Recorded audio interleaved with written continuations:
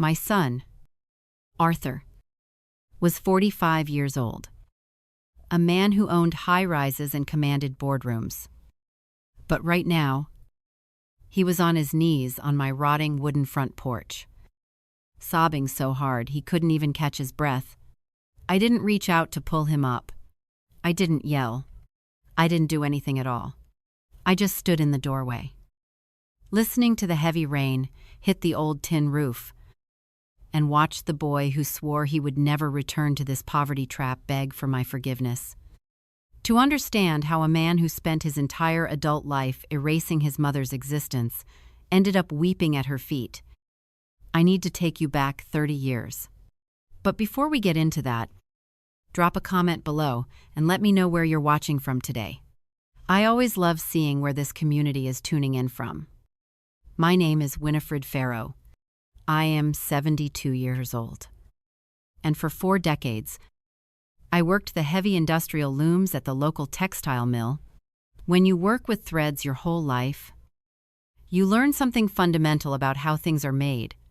You learn that when a thread snaps under pressure, you cannot just force it back together. You have to patiently tie it off, endure the ugly knot it leaves behind, and keep weaving the rest of the fabric. 30 years ago, my only son snapped the thread between us. He was 18 years old. He had his bags packed, standing in the exact same spot on the porch where he was kneeling today. I remember the biting cold air of that November morning. I remember the hard, determined look on his young face. I remember thinking, this is really happening. I am never coming back to this miserable place. He told me, his voice sharp and completely devoid of any hesitation. You and that mill, you're just anchors. If I stay here in this dirt, I'll drown. He didn't wait for me to speak. He didn't want an argument. He just turned around and walked down the muddy driveway, away from the only home he had ever known. He mistook my quiet shock for weakness. He believed, with the absolute arrogance of youth, that he had won his freedom by crushing whatever was left of me.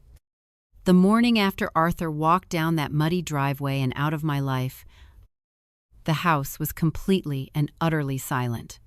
For 18 years, my home had been filled with the noise of a growing boy, the heavy thud of his boots on the stairs, the loud blaring of his radio, the constant, restless energy of someone who always felt he belonged somewhere else. Now, there was nothing but the slow drip of the kitchen faucet and the howling of the November wind against the thin glass windows. A lot of mothers might have collapsed. A lot of mothers might have chased after him, begging him to reconsider, promising to change things they had no power to change. I did not cry. I did not chase him.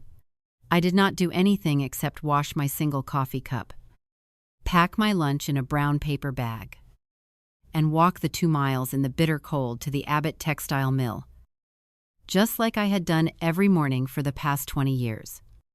The mill was a massive, sprawling brick building by the river, and it was a world of its own. The moment you walked onto the factory floor, the noise hit you like a physical wall. There were hundreds of industrial looms operating at the exact same time. The deafening placed it. Relentless clack, clack, clack of the shuttles flying back and forth was so loud you couldn't hear a person screaming if they were standing right next to you. The air was permanently thick with white cotton dust that clung to your eyelashes and settled deep in your lungs. It smelled of heavy machine oil, raw fiber, and cheap black coffee. Arthur used to say that smell made him sick to his stomach. He said it was the smell of failure. He didn't understand that to me. That rhythmic, deafening noise was the sound of survival.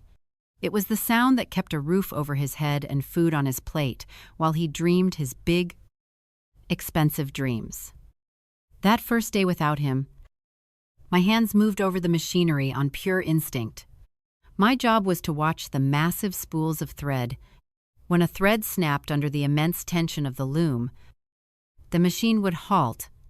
You had to have quick, calloused fingers. You had to find the two broken ends of the thread in a sea of thousands, tie a tight weaver's knot, and pull it taut so the loom could start running again. I stood there for 12 hours that day, breathing in the cotton dust, watching the threads pull tight, and I realized something very clearly. Arthur had snapped the thread between us. He had cut it clean through with his arrogance and his shame. But a broken thread doesn't mean the fabric is ruined. You do not throw away the whole cloth just because of one ugly break. You tie it off. You endure the knot. You keep weaving. By the end of that first week, the women I worked with started to notice Arthur wasn't around. A woman named Martha, who worked the loom next to mine, leaned over during our lunch break and asked how my boy was doing. I looked at my calloused hands holding my cheap sandwich and told her he had moved on to better things. She gave me a look of deep, sorrowful pity. People think pity is a kindness. But when you are poor, pity is just another way people remind you of what you lack. I decided right then that I would never allow anyone to pity me again. I went to the foreman's office that Friday and told him I wanted every extra shift he had. I wanted the night shifts. I wanted the weekend hours probable of the Riech. I wanted the holidays when nobody else wanted to be near the machines. He looked at me like I was losing my mind. But he signed the papers. From that week on, my life became nothing but the rhythm of the looms. I worked double shifts until my back ached so badly I could barely stand straight. And my fingers bled into the raw cotton. Every Friday, we got paid in small brown paper envelopes. I would walk to the bank, pay my meager utility bills, buy just enough groceries to keep myself standing, and take the rest back to my empty house. I found an old, faded metal tea tin in the back of a cabinet. Every week, I took the leftover cash single-dollar bills, $5 bills, the occasional 20, and I folded them flat. I placed them into that tin box and pushed it deep under my bed. I wasn't saving for a new car. I wasn't saving to buy a better house. I certainly wasn't saving to mail it to Arthur to beg for his attention. I was saving because my son had looked me in the eye and told me that poverty was a disease, and I was the infection. He believed that coming from a dirt poor, working-class home was a stain on his character. I needed to prove to myself, and eventually to the world, that there is an absolute, undeniable dignity in hard work. I was going to take the dirt he was so ashamed of, the sweat he thought was pathetic, and I was going to weave it into something so powerful it would one day cast a shadow over everything he thought he had built. I didn't know how long it would take. But when you are a weaver, time is not your enemy. Patience is your greatest tool. The tin box under my bed slowly grew heavier. The years began to pass, and far away, in a city made of glass and steel, my son was busy trying to forget I existed. The first 5 years without Arthur passed in a blur of heavy machinery, deafening noise, and aching bones.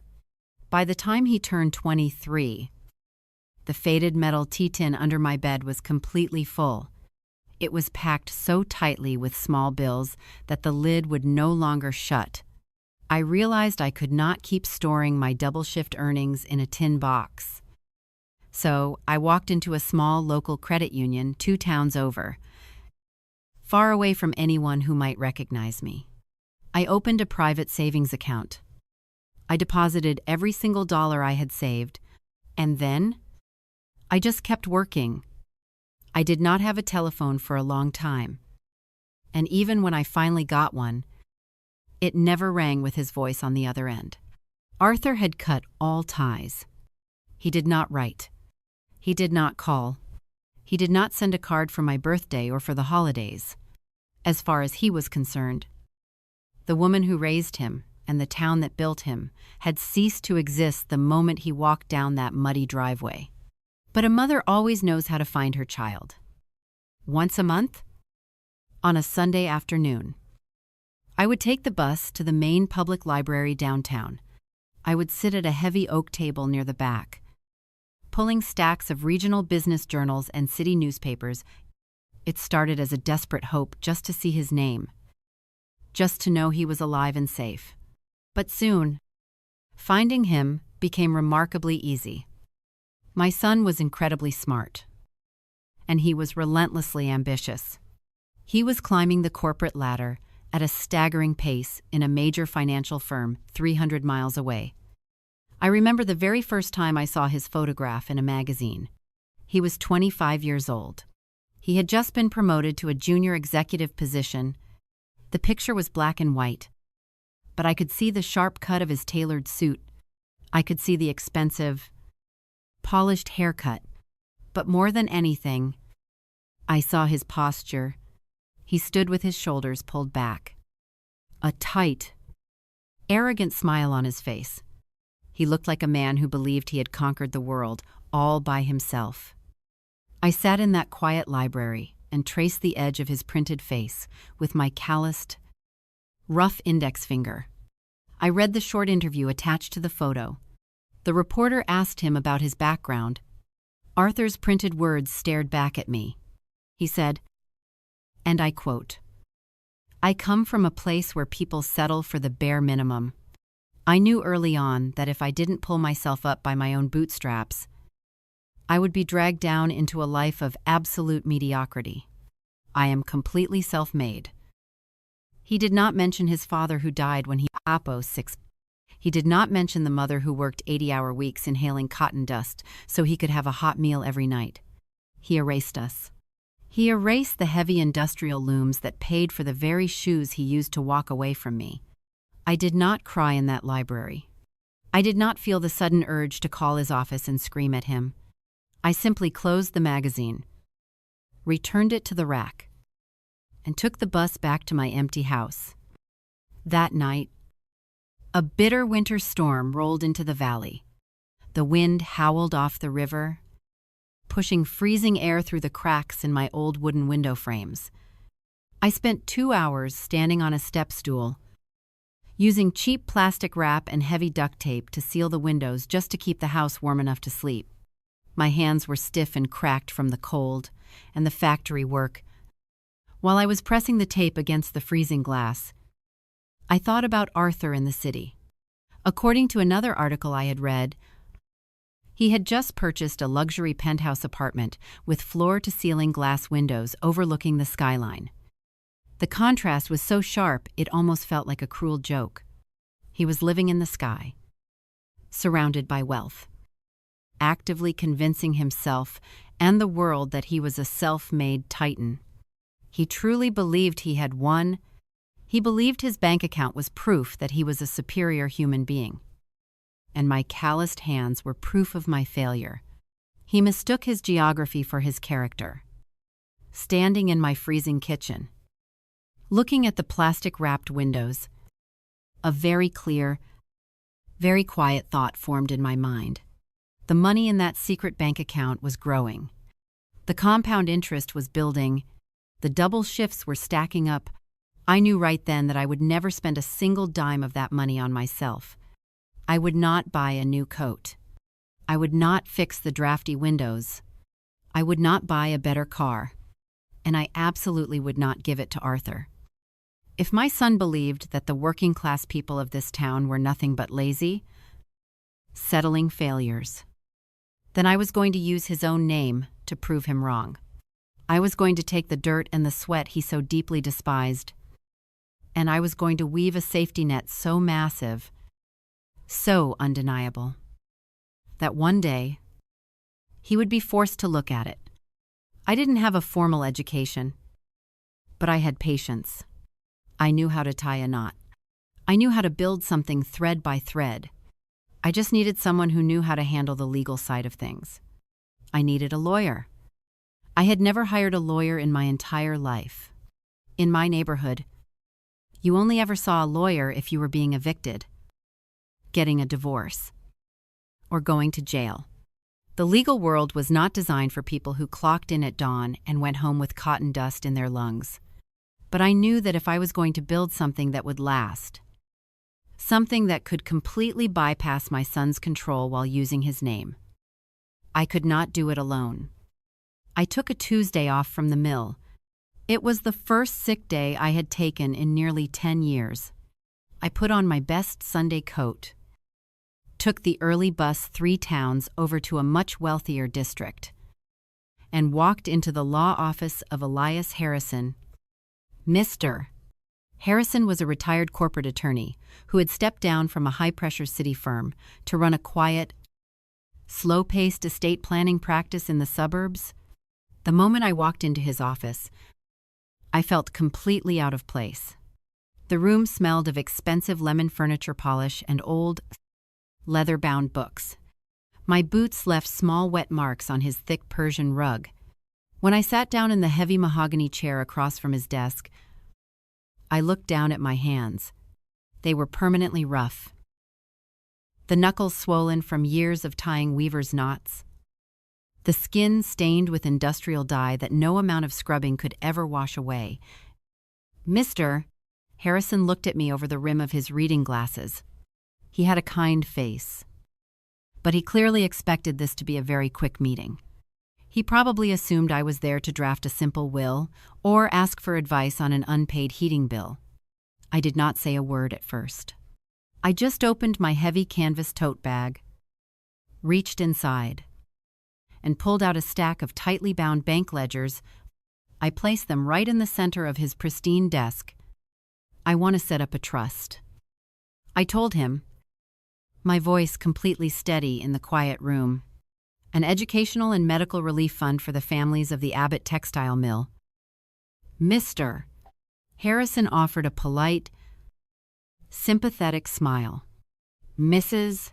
Farrow, that is a very noble idea. Truly. But setting up a formal trust requires a significant amount of capital. There are administrative fees, legal filings, and minimum funding requirements. Usually, people don't establish a trust unless they are starting with at least $100,000. I just looked at him and nodded toward the ledgers. You should open them. Mr. Harrison, he sighed quietly, picking up the top book. He adjusted his glasses. He opened to the first page. Then he flipped to the second. Then the third. I watched his posture completely change. He sat up entirely straight, the polite smile dropping off his face, replaced by a look of absolute, stunned silence. He was looking at 10 years of double shifts. He was looking at every single weekend I had given up. He was looking at every holiday I spent on the factory floor instead of sitting by a warm fireplace. He was looking at $50 here, $100 there, deposited every single week without a single withdrawal, compounding year after year after year. By the time I sat in his office, that account held over $240,000. Mrs. Farrow, he whispered, looking up at me as if he was seeing a ghost. Where on earth did you get this? I wove it. I told him, thread by thread. I explained my terms to him clearly. I wanted the trust to be entirely blind. No one, under any circumstances, was allowed to know that Winifred Farrow was the one funding it. I would continue working my shifts, and I would continue funneling every spare dollar into the account. Mr. Harrison would act as the public face and the sole administrator. He would coordinate with the local schools and the town clinic to identify working-class families who were drowning. We would pay for college textbooks for kids who were the first in their families to graduate. We would quietly cover the winter heating bills for single mothers working the night shift. We would pay for asthma inhalers and medical treatments for the children who were breathing in the exact same cotton dust I breathed every day. Mr. Harrison wrote everything down. his pen moving furiously across his legal pad. He was entirely on board until I gave him the final instruction. "The fund," I said, looking out his large glass window at the falling snow, "will be called the Arthur Farrow Trust." Mr. Harrison stopped writing. He looked at me, a deep frown settling on his face. Over the course of the hour, I had told him a little about my situation. He knew my son was gone. He knew my son was making a fortune in the city and had completely erased me from his narrative. "Winifred, forgive me," Mr. Harrison said gently, setting his pen down. "But why on earth would you name it after him? The boy abandoned you. He is out there right now, taking credit for his own brilliance, claiming he pulled himself up by his bootstraps while you are sitting here wearing a coat with a patched sleeve. Why give his name the glory?" I turned away from the window and looked Mr. Harrison right in the eye. "Because my son thinks our name is a dirty word," I said. "He thinks the people I work with are lazy. He thinks poverty is a choice. He wants the name Arthur Farrow to mean wealth, arrogance, and absolute dominance. I'm going to steal his name right out from under him. I am going to make the name Arthur Farrow mean kindness. I am going to make it mean charity.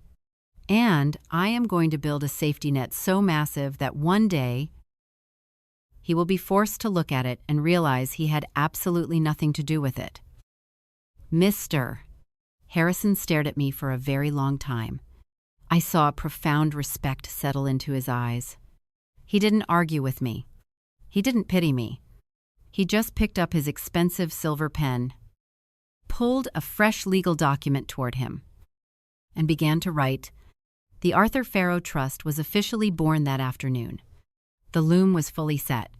Now, I just had to keep weaving. 8 years had passed since the morning Arthur walked down my driveway. He was 26 years old now. The Arthur Farrow Trust had been quietly established, the legal framework securely locked in Mr. Tepa Harrison's filing cabinets, and my bank account was steadily growing. I was still waking up before dawn, still walking to the mill, still breathing in the heavy cotton dust, and still depositing every spare dollar I earned. My life had a very simple, predictable rhythm. I did not expect that rhythm to be shattered on a regular Sunday afternoon in November. I was sitting in my usual chair at the downtown public library, flipping through the weekend edition of a major city newspaper. I wasn't even looking at the business section this time. I was turning the pages of the society and lifestyle section when I saw his face.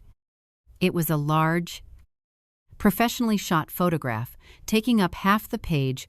Arthur was smiling. But it wasn't the arrogant smirk he wore in his business profiles. It was a practiced, polished smile. Standing next to him was a young woman with perfectly styled blonde hair, wearing a silk dress that draped effortlessly over her shoulders. The headline above them announced their upcoming wedding. Her name was Eleanor, the daughter of a prominent real estate family in the city. The article detailed the exclusive country club where the reception would be held, the designer who was making her gown, and the hundreds of wealthy guests expected to attend. I sat in the quiet library and stared at the picture for a very long time. I looked at the way my son held his fiancée's hand. Despite all the silence, despite the years of utter disregard, a very foolish, very persistent part of my heart flared to life. I was his mother. He was getting married. I convinced myself that perhaps his anger had finally burned itself out. I told myself that men do not hold on to childhood grievances when they are building their own families. I didn't want a front row seat. I didn't want to be in the photographs. I just wanted to slip into the back of the church, watch my only child take his vows, and quietly leave. The next afternoon, after my shift at the mill, I did something I had not done in almost a decade. I spent money on myself, I took a bus to a nice department store, 2 towns over. I walked past the racks of expensive clothes until I found a modest, tailored navy blue dress. It cost $150. To me, that was a staggering amount of money. An entire week of grueling labor. But I bought it. I brought it home. Hung it carefully on the back of my bedroom door. And I bought a bus ticket for the city. 2 days before the wedding, I was in my kitchen. I had just finished a 12-hour shift. The house was freezing, and the smell of cheap bleach and old wood hung in the air. The telephone rang. It was a jarring sound. Very few people ever called me. I picked up the heavy receiver, expecting it to be a wrong number or perhaps a supervisor from the mill asking me to cover a weekend shift. "Hello. Is this Winifred Farrow?" a woman's voice asked. She sounded young, efficient, and completely detached. "Yes, this is she," I replied. "My name is Jessica. I am the executive assistant to Arthur Farrow," the woman said briskly, the words clipping together like she was reading from a script. "Mr. Farrow has been made aware through a mutual acquaintance in your town that you purchased a bus ticket to the city for this weekend." My breath hitched slightly, but I kept my voice completely level. "Yes, I was planning to attend the ceremony." There was a brief pause on the other end of the line. It wasn't a pause of sympathy. It was the pause of someone trying to deliver an uncomfortable message as quickly as possible. "Mrs. Farrow, I have been instructed to formally request that you do not travel to the city," she said. Her voice was devoid of any emotion. "Mr. Farrow feels your presence would cause a significant disruption and an unnecessary embarrassment for his future in-laws. In fact, to avoid complicated explanations about his background. He has informed the bride's family that his mother passed away several years ago. He respectfully asks that you honor that narrative and stay away." I stood perfectly still in my freezing kitchen. I could hear the hum of the old refrigerator. I could feel the rough, calloused skin on my fingers gripping the plastic phone receiver. I am sure that in the city, at that exact moment, Arthur was feeling a massive wave of relief. He probably assumed I was going to show up in my cheap clothes, smelling like factory oil, and humiliate him in front of the people he was desperately trying to impress. When his assistant hung up the phone and told him the message was delivered, he must have felt totally victorious. He believed he had finally severed the absolute last tie to his pathetic past. He believed he had won. He mistook my distance for defeat. I did not cry. I did not scream. I did not beg his assistant to put him on the phone. "Message received," I said quietly, and I placed the receiver back on the cradle. I walked slowly upstairs to my bedroom. I looked at the beautiful navy blue dress hanging on the door. I took it down, wrapped it back in its protective plastic cover, and pushed it to the very back of my closet where the light could not reach it. Then, I opened my dresser drawer and took out the envelope containing $300 in cash, the money I had set aside as a wedding gift for Arthur and his new bride. The next morning, I walked to the bank. I did not deposit the money into my personal checking account. I deposited every single dollar directly into the Arthur Farrow Trust. When a weaver finds a flaw in the fabric, they do not throw a tantrum. They do not smash the loom. They pull the thread tight. They tie a knot so hard it will outlast the machinery itself. And they keep working. Arthur wanted me dead to the world. He wanted the mother who raised him to be a ghost. I decided right then that a ghost was exactly what I was going to be. But this ghost was going to build a financial empire in his name. Right? Entirely under his nose. I did not think about the wedding on the day it actually happened. I didn't look up at the clock on the factory wall and try to imagine the string quartet playing in some grand, echoing cathedral. I didn't picture Eleanor in her custom silk gown, and I certainly didn't picture Arthur standing at the altar, surrounded by hundreds of people who firmly believed his mother was buried in a cemetery somewhere. I just clocked in for my 12-hour Saturday shift. I tied the weaver's knots. I kept the machines running. I let the deafening roar of the mill drown out any small, lingering piece of grief I had left. By the following spring, Mr. Harrison called me into his office. The paperwork was entirely finalized. The legal structures were completely locked into place. The Arthur Farrow Trust was now a fully recognized, functioning entity, sitting quietly on a massive pile of compounded interest and double-shift wages. Now, we just needed to cast the first net. I didn't have to look very far to find someone who was drowning. There was a young woman named Clara who worked 3 rows down from my station on the factory floor. Clara was 22 years old, and she looked like she carried the weight of the entire world on her thin shoulders. She was raising a little boy all by herself. I watched her every single day. I saw the way she taped the soles of her work boots together because she couldn't afford a new pair. I saw the way she skipped lunch, claiming she wasn't hungry, while secretly packing the complimentary break room crackers into her pockets to take home. One Tuesday in late February, the bitter cold was absolutely unrelenting. The draft inside the mill was so bad we could see our breath in the air. Right around 10 in the morning, Clara's machine suddenly stopped. When a loom stops, the sudden silence is more jarring than the noise. I walked over to her station.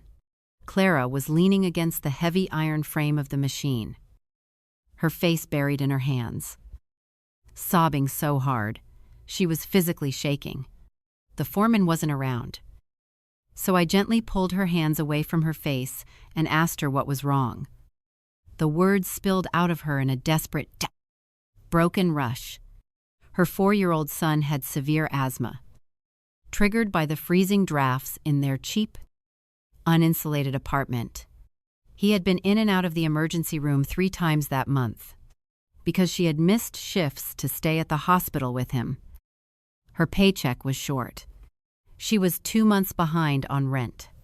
That very morning, her landlord had taped a bright orange 3-day eviction notice to her front door. She needed $800 by Friday, or she and her sick child would be out on the freezing street. A lot of people in the mill offered her sympathetic looks. They patted her on the shoulder and told her they would pray for her. I didn't offer her a single word of sympathy. Sympathy does not keep the snow out, and prayers do not pay a greedy landlord.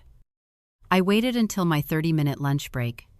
I put my heavy coat on, walked out into the freezing wind, and went straight to the corner diner across the street. I didn't buy food. I walked to the heavy metal payphone in the back hallway, dropped a quarter into the slot, and dialed Mr. Harrison's private office number. He answered on the second ring. I didn't bother with small talk. I gave him Clara's full name. I gave him the address of her rundown apartment building on the east side of town. I gave him the name of her landlord, a notoriously ruthless man who owned half the slums in the valley. I need you to contact the landlord today. I told Mr. Harrison, my voice low over the static of the phone line. Pay the $800 in back rent. Pay for the next 6 months in advance.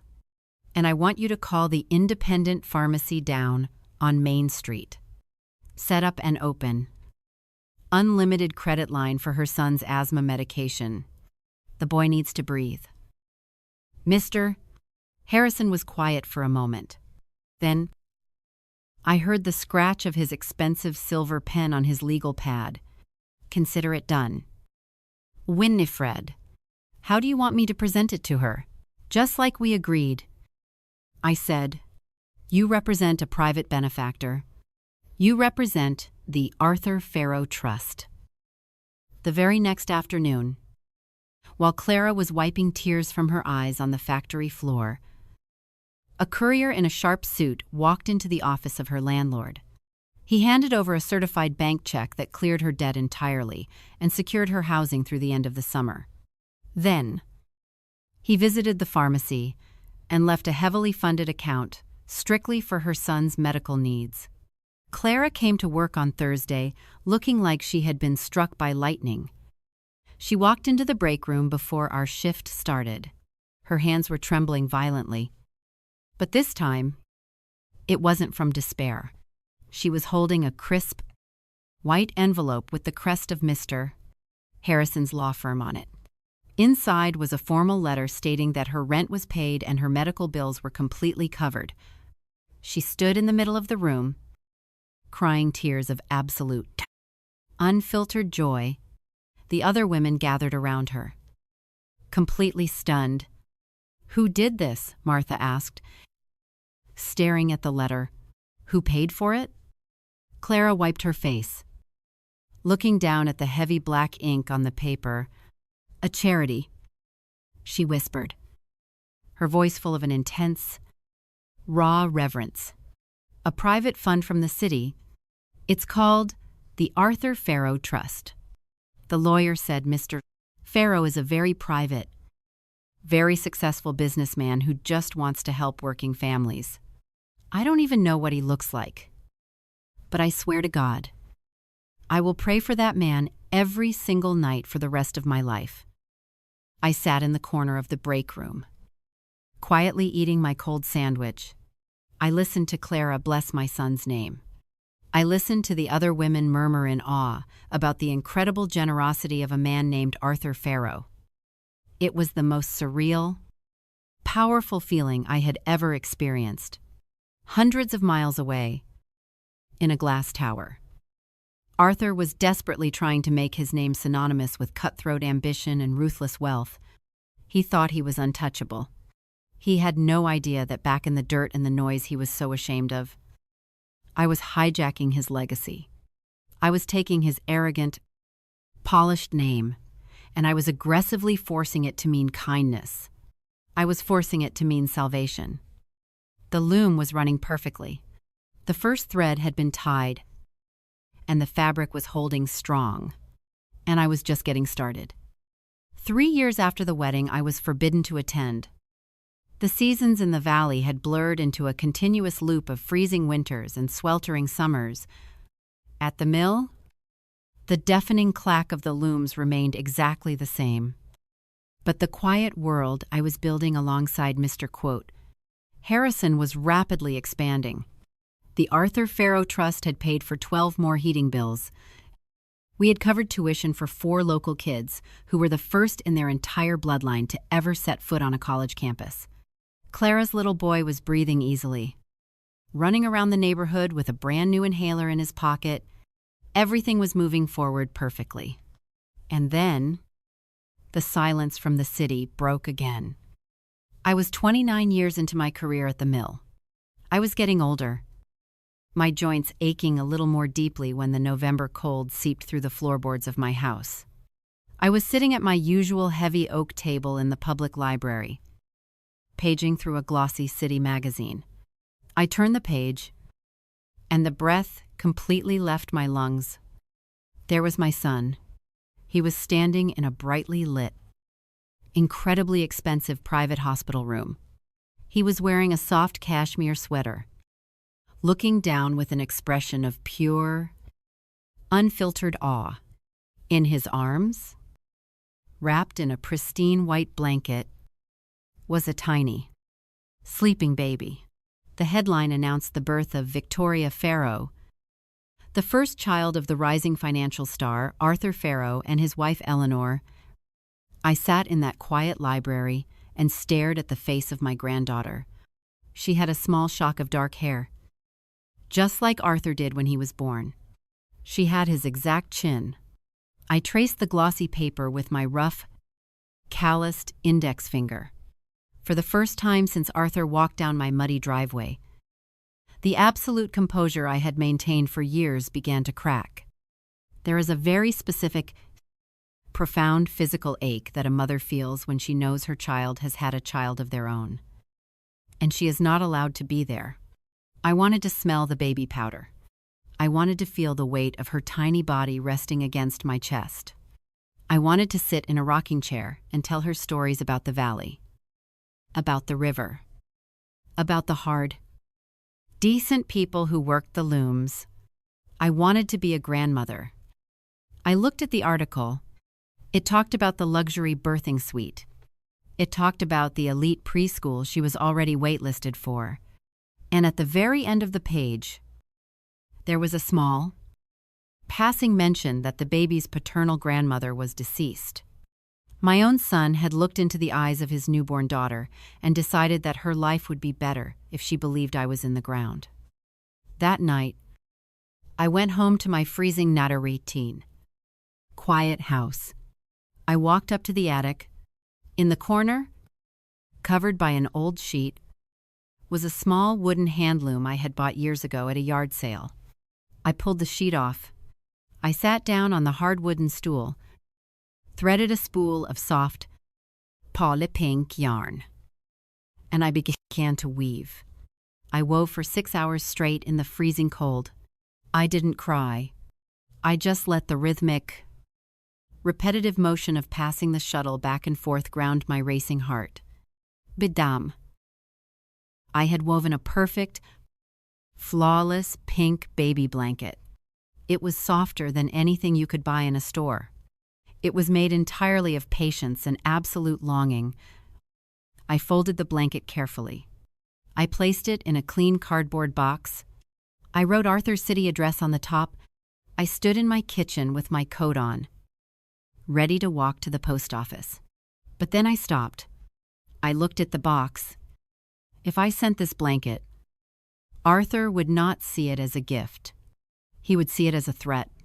He would see it as the dirty, poverty-stricken past, trying to claw its way into his pristine, wealthy present. He would probably throw the blanket directly into the incinerator before his wife could even see it. He would tighten the security around his building. He would double down on the lie that I was dead. When a thread is snapped, you cannot force it to bear weight before the knot is ready. The fabric will just tear all over again. I took my coat off. I opened the box, took the pink blanket out, and placed it gently in the bottom drawer of my dresser, shutting it away in the dark. I did not go to the post office. Instead, I walked to the corner payphone and called Mr. Harrison. I told him I wanted to see him on my lunch break. When I arrived at his office, my hands were still raw from the attic cold, but my mind was completely clear. I sat down in the heavy mahogany chair and looked across the desk at the lawyer. Arthur had a daughter, I told him quietly. Mr. Harrison softened. He took off his reading glasses and offered me a look of deep, genuine sympathy. Winifred, I am so sorry. I know how badly you must want to reach out to them. I am not going to reach out, I said, my voice completely steady. But I am going to make sure my granddaughter's arrival is celebrated. I want you to pull the financial files for the county hospital down by the river, the place where the mill workers take their kids. Mr. Harrison blinked. Surprised. The county hospital? They are severely underfunded. Winifred, they have been on the verge of bankruptcy for 3 years. I know, I replied.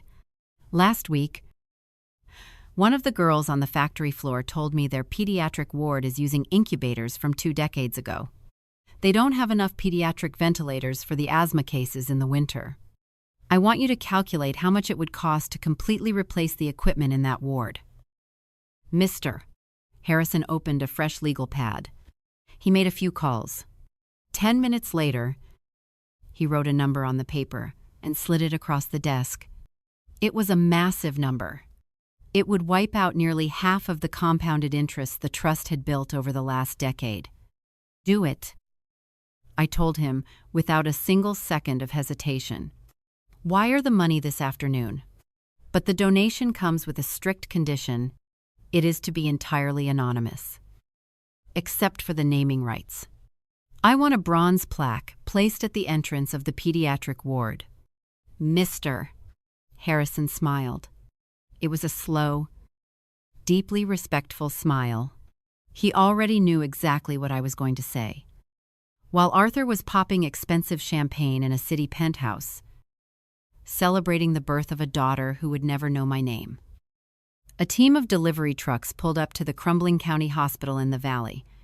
They unloaded rows of state-of-the-art incubators. They unloaded brand-new ventilators. They saved the lives of dozens of fragile, struggling infants born to the exact working-class parents Arthur thought were entirely worthless. And right above the swinging double doors of that newly equipped ward, a heavy bronze plaque was bolted to the brick wall. It read, "The Arthur Farrow Pediatric Wing." My son wanted to erase me to protect his legacy. He had no idea that I was already building a legacy so massive, so profoundly beautiful, that it was going to swallow his arrogant world completely whole. The loom was running faster now. The pattern was starting to show. I was 62 years old when Arthur finally reached the absolute peak of his own arrogance. It was a cold Friday evening in late autumn. I was sitting in my small living room, wrapped in a thick wool sweater to keep the draft away. I had recently purchased a heavy, second-hand color television from a pawn shop down the street. It sat in the corner of the room, the picture slightly fuzzy, casting a pale blue light across the faded floral wallpaper. I was watching a local broadcast of the State Business Awards. It was a massive, incredibly expensive gala held in the grand ballroom of a luxury hotel in the city. The television screen was filled with images of crystal chandeliers, flowing champagne, and hundreds of wealthy people in tailored tuxedos and designer evening gowns. And then, the announcer stepped up to the microphone. He called out the winner of the Entrepreneur of the Year award. It was Arthur. My son was 39 years old. He looked exactly like a man who owned the world. He was wearing a dark, perfectly cut suit that probably cost more than I made in a year at the mill. His hair was starting to gray just slightly at the temples, giving him a distinguished, authoritative look. He walked up to the brightly lit stage, shaking hands, flashing that polished, practiced smile. He accepted a heavy glass trophy, stepped up to the podium, and looked out over a sea of the wealthiest, most influential people in the state. I sat alone in my quiet, freezing house, holding a mug of cheap black tea, and I listened to my son tell a room full of millionaires a story about a ghost. I did not grow up in a room like this. Arthur said, his voice echoing smoothly through the ballroom and out of my small television speaker, "I grew up in a town covered in industrial dust and absolute defeat. I grew up surrounded by people who accepted the bare minimum, people who thought that clocking into a noisy, dangerous factory and barely surviving was somehow a noble way to live." He paused, letting the silence hang in the ballroom. The audience was completely captivated. I realized very early on, Arthur continued, leaning closer to the microphone, that if I stayed in that environment, the sheer weight of their mediocrity would drag me under. Poverty is a mindset. It is a choice to stop fighting. I refused to make that choice. I walked away from that dirt, and I built every single thing I have with my own two hands. I am completely, entirely self-made. No one gave me a handout.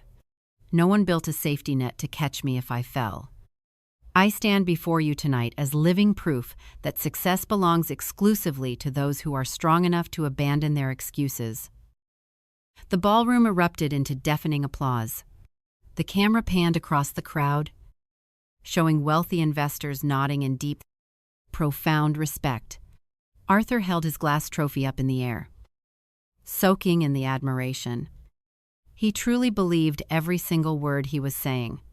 He believed that the people I worked alongside, The people who broke their backs to feed their children were just weak. He firmly believed that no one had ever sacrificed a single thing for him. He thought his wealth was absolute proof of his superior character. It was a magnificent, perfectly constructed lie, and he was standing on top of it, claiming total victory. I did not throw my tea at the television screen. I did not cry. I did not feel a single ounce of shame. I just sat there, listening to the applause. And I looked down at my hands. My fingers were permanently scarred. The knuckles were thick and swollen with arthritis from tying tens of thousands of heavy weaver's knots over the last 40 years. I had inhaled so much cotton dust my lungs rattled when I breathed in the winter. And yet, sitting right there on my small, scuffed coffee table was a private financial statement I had picked up from Mr. Prime, Harrison's office earlier that afternoon. While Arthur was bragging on national television about having no safety net, the Arthur Faro Trust had quietly crossed a massive financial threshold. My ghost empire was thriving. In the years since we started, that trust had paid for over 100 winter heating bills for single mothers. We had completely funded the pediatric ward at the county hospital. We had paid full college tuition for 22 bright, hard-working kids whose parents worked the very looms Arthur had just publicly mocked. He was standing in a room full of strangers, desperate for them to believe his name meant power. He was completely blind to the fact that back in the dirt he was so desperate to escape. His name meant salvation. He thought he had severed the thread. He had no idea that I had taken the broken ends and woven an entire blanket out of his discarded legacy. I watched him smile for the flashing cameras. He looked so incredibly proud. He looked like a man who thought the war was over. He mistook the quietness of my absence for his own unassailable dominance. I took a slow sip of my tea, and feeling the warmth spread through my chest. The television glowed in the dark room. Enjoy the trophy. Arthur, I whispered to the empty room. He was at the absolute peak of his mountain. But gravity is a very patient force. And the higher you build a monument to your own ego, the harder it shatters when the foundation is finally pulled out from under it. The loom was running perfectly. I just had to wait for the fabric to reach the city. The Abbott textile mill finally closed its heavy iron doors forever when I was 68 years old. I had spent nearly 45 years of my life walking onto that factory floor, breathing in the thick white cotton dust, and listening to the deafening, relentless rhythm of the industrial machinery. The day they shut off the main power grid, the sudden silence in the massive brick building was actually terrifying. For decades, that noise had been my absolute anchor. It was the sound of survival. It was the sound of the safety net I was slowly building for a son who despised me. And then, just like that, the looms stopped moving. The massive spools of thread sat perfectly still. The hundreds of workers I had spent my life alongside packed up their cheap metal lockers, hugged each other in the cold parking lot, and walked away. A lot of the women I worked with were absolutely devastated. They didn't know how they were going to survive without the weekly paychecks. I was scared for them, but I was not scared for myself. I had a very modest, quiet pension coming in, and my house was entirely paid off. My personal needs were practically nothing. But more importantly, on the end of my time at the mill did not mean the end of my work. I no longer had to wake up at dawn to tie weaver's knots in the freezing draft. But I still walked into Mr. Priest Harrison's warm, quiet law office every single Tuesday. The Arthur Faro Trust had grown into something far beyond a simple savings account hidden in a tin box under my bed. The compounded interest from decades of my double shifts, combined with aggressive, smart investments Mr. Harrison had managed over the years, had turned the fund into a massive financial force in our valley. Even though I was no longer depositing my weekly wages, The trust was completely self-sustaining. Over the next few years, the impact of my ghost empire became absolutely undeniable. We had completely paid off the medical debts for nearly 200 local families when the county hospital was threatening to shut down its maternity ward due to a lack of funding. A massive, anonymous wire transfer arrived from the city, saving the entire department. They bolted another heavy bronze plaque to the wall right next to the pediatric ward. If you walked into a diner in our valley, or sat in the waiting room of the local mechanic, or stood in line at the grocery store, you would eventually hear someone talk about a man named Arthur Farrow. The legend of my son had taken on a life of its own. To the hard-working, struggling people of my hometown, Arthur Farrow was a guardian angel. They believed he was a wildly successful local boy who had moved to the city, made a fortune, and decided to use his massive wealth to secretly lift up the very community that raised him. Mothers literally prayed for his health before they went to sleep. Fathers raised a glass to his name when they realized their winter heating bills had been mysteriously cleared. It was the most profound, beautiful irony I had ever witnessed. Hundreds of miles away, my son was sitting in a glass boardroom, ruthlessly cutting jobs, liquidating assets, and destroying smaller companies to build his wealth. He wanted his name to strike fear into his competitors. He wanted to be known as a cold, entirely self-made titan of industry who had scraped the pathetic dirt of his hometown off his expensive leather shoes. He had no idea that his greatest legacy was happening right in the middle of that very dirt. He had no idea that the absolute best thing his name had ever accomplished was entirely orchestrated by the mother he told the world was dead. I used to sit on my rotting wooden porch in the evenings, drinking a cup of cheap black tea, and just think about that contrast. He was building monuments to his own ego out of glass and steel, and those buildings could easily be sold or torn down. I was building a monument out of human lives. I was weaving a fabric of pure, unconditional grace, and it was entirely wrapped around his name. As I moved into my early 70s, the trust shifted its focus slightly. The mill workers were getting older, and their children were growing up. We started aggressively funding college tuitions. I wanted the kids in our valley to have the exact same opportunities Arthur had, but without having to abandon their souls to get there. There was one boy in particular. His name was David. He was the grandson of Martha, the woman who used to work the loom right next to mine. David was incredibly bright, sharp, and hungry for success. Just like Arthur used to be, but his family had absolutely nothing. When David was accepted into a prestigious university in the city, the Arthur Farrow Trust quietly stepped in. We paid for every single textbook. We paid for his dorm room. We paid his tuition in full for 4 entire years. David graduated at the very top of his class with a degree in finance. He was brilliant, and he immediately started looking for a job in the competitive corporate world of the city. I never met David. I only read his name in the financial ledgers, Mr. Sate. Harrison showed me. I approved his tuition payments, smiled at his high grades, and considered the knot securely tied.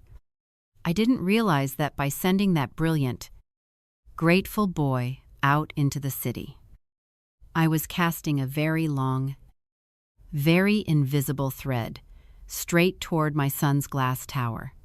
The valley and the city had been kept entirely separate for 30 years. Arthur believed the wall he built between his past and his present was totally impenetrable. But threads have a funny way of traveling, and one of them was about to snag right on his tailored suit. When you spend your entire life working with industrial threads, you learn that you can never truly control where a stray fiber will end up. You can sweep the factory floor, you can brush your clothes, but weeks later, you will still find a piece of white cotton clinging to the hem of your Sunday coat. Life is exactly the same way. You can build a massive wall between your past and your present, but eventually, the wind is going to blow something right over it. Arthur had spent 30 years building an impenetrable fortress around his new life. He was 48 years old now. He was the absolute king of his financial firm. He had a corner office with floor-to-ceiling windows, a private elevator, and a team of assistants who hung on his every word. He firmly believed the valley and the city were two completely different planets that would never, ever collide. But he completely underestimated the power of the ghost empire I had built right under his nose. It started on a rainy Tuesday morning in early April. I was sitting at my small kitchen table, drinking a cup of cheap Earl Grey tea, when there was a knock at my front door. It was Martha, my old friend from the mill. The woman who used to run the loom right next to mine. She was practically vibrating with excitement. Martha came into my kitchen, took off her wet coat, and sat down at the table. Her hands were shaking as she pulled a piece of heavy, expensive parchment paper from her purse. It was a letter from her grandson. David, you are not going to believe this. Winnie. Martha told me, her eyes shining with unshed tears. You know, David graduated top of his class last month. He just got hired as a junior analyst at a massive investment firm in the city. The starting salary is more than his father and I made in 10 years combined. That is wonderful news. Martha, I said warmly, taking a sip of my tea. He worked incredibly hard. He deserves it. But that is not even the best part, she whispered, leaning closer across the table. Look at the name of the company on the letterhead. I looked down at the paper, stamped in crisp. Gold foil at the very top of the page was the name Faro Financial. My heart did a slow, heavy beat against my ribs. Out of all the hundreds of corporate firms in the city, out of all the towering glass buildings on Wall Street, David had walked right through the front doors of my son's company. He is working for him. Winnie, Martha said, completely unaware of the absolute shock waving through my chest. David is working for Arthur Faro, the man who paid for his entire college education, the man who saved our family. David doesn't know how to act. He says, Mr. Faro is terrifying to everyone else. But to David, he is like a saint walking among men. I sat in my quiet kitchen and listened to Martha praise my son. I listened to her bless the name of a man who would probably have her arrested for trespassing if she ever dared to step foot in his lobby. I did not tell her the truth. I just smiled, patted her hand, and poured her another cup of tea. When Martha left, I walked over to the window and looked out at the rain. The threads had finally crossed. The collision was completely unavoidable now. Over the next few months, I heard more updates about David's progress. The dramatic irony of the entire situation was so thick it was almost suffocating. At Faro Financial, Arthur had quickly noticed the new junior analyst. Arthur looked at David's resume. He saw the name of our hometown. He saw the working-class background. And because Arthur was completely obsessed with his own false narrative of being a self-made titan, he saw a younger version of himself in David. Arthur took the boy under his wing. He started inviting David into private board meetings. He would point to David in front of the other wealthy, privileged executives and use him as a prop. Look at this kid, Arthur would say. According to the letters David sent home to Martha, he came from the exact same dirt I did. Nobody handed him a single thing. He didn't have a trust fund. He didn't have a safety net. He pulled himself up by his own bootstraps, just like I did. That is what real hunger looks like. Every single time Arthur gave that speech, David would just stand there, nodding respectfully, completely in awe. David knew he wasn't self-made. David knew perfectly well that without the Arthur Faro Trust, he would probably be working double shifts at a local warehouse just to keep his mother's lights on. But David firmly believed that the man standing right in front of him, the man giving the speech, was the secret benefactor who had quietly funded his entire life. David assumed Arthur was just playing a ruthless character for the corporate world. He thought Arthur's speeches about hating handouts were just a brilliant disguise to protect his private charity. In David's eyes, Arthur's arrogance was actually profound. Unbelievable humility. The tension was absolutely incredible. Arthur was mentoring a boy he thought was a ruthless shark, completely blind to the fact that the boy only existed in that boardroom because of the mother Arthur had erased. And David was worshiping a man he thought was a hidden savior, completely blind to the fact that the man despised the very charity that bore his name. They were speaking two completely different languages, standing in the exact same room, brought together by a lie I had planted 30 years ago. I knew it could not last. You cannot stretch a piece of fabric in two opposite directions forever without something snapping. David was young. He was deeply grateful. And he carried the immense loyalty of a boy raised by mill workers. He was not going to stay quiet forever. He was going to try to thank his hero. The loom was humming so loudly now I could almost hear it in my sleep. The trap I didn't even intentionally set was waiting right under Arthur's expensive leather shoes. And he was completely oblivious to the fact that he was about to step directly onto the trigger. When a textile loom is running perfectly, the rhythm is steady and predictable. But when a thread is stretched entirely too tight, right before it snaps, you can actually hear a faint, high-pitched whine over the deafening roar of the machinery. That is exactly what was happening in the city. The tension between my son and the boy I sent to work for him was stretching to the absolute breaking point. It finally snapped in the middle of December, at the annual Faro Financial Winter Gala. According to the letters David sent home to his grandmother, the gala was the most extravagant thing he had ever seen in his entire 23 years of life. It was held in a massive, private ballroom at the top of a luxury hotel. There were crystal chandeliers, open bars pouring incredibly expensive champagne, and hundreds of the wealthiest investors in the state. For a junior analyst to even be invited was a massive honor. Arthur had personally insisted David be there.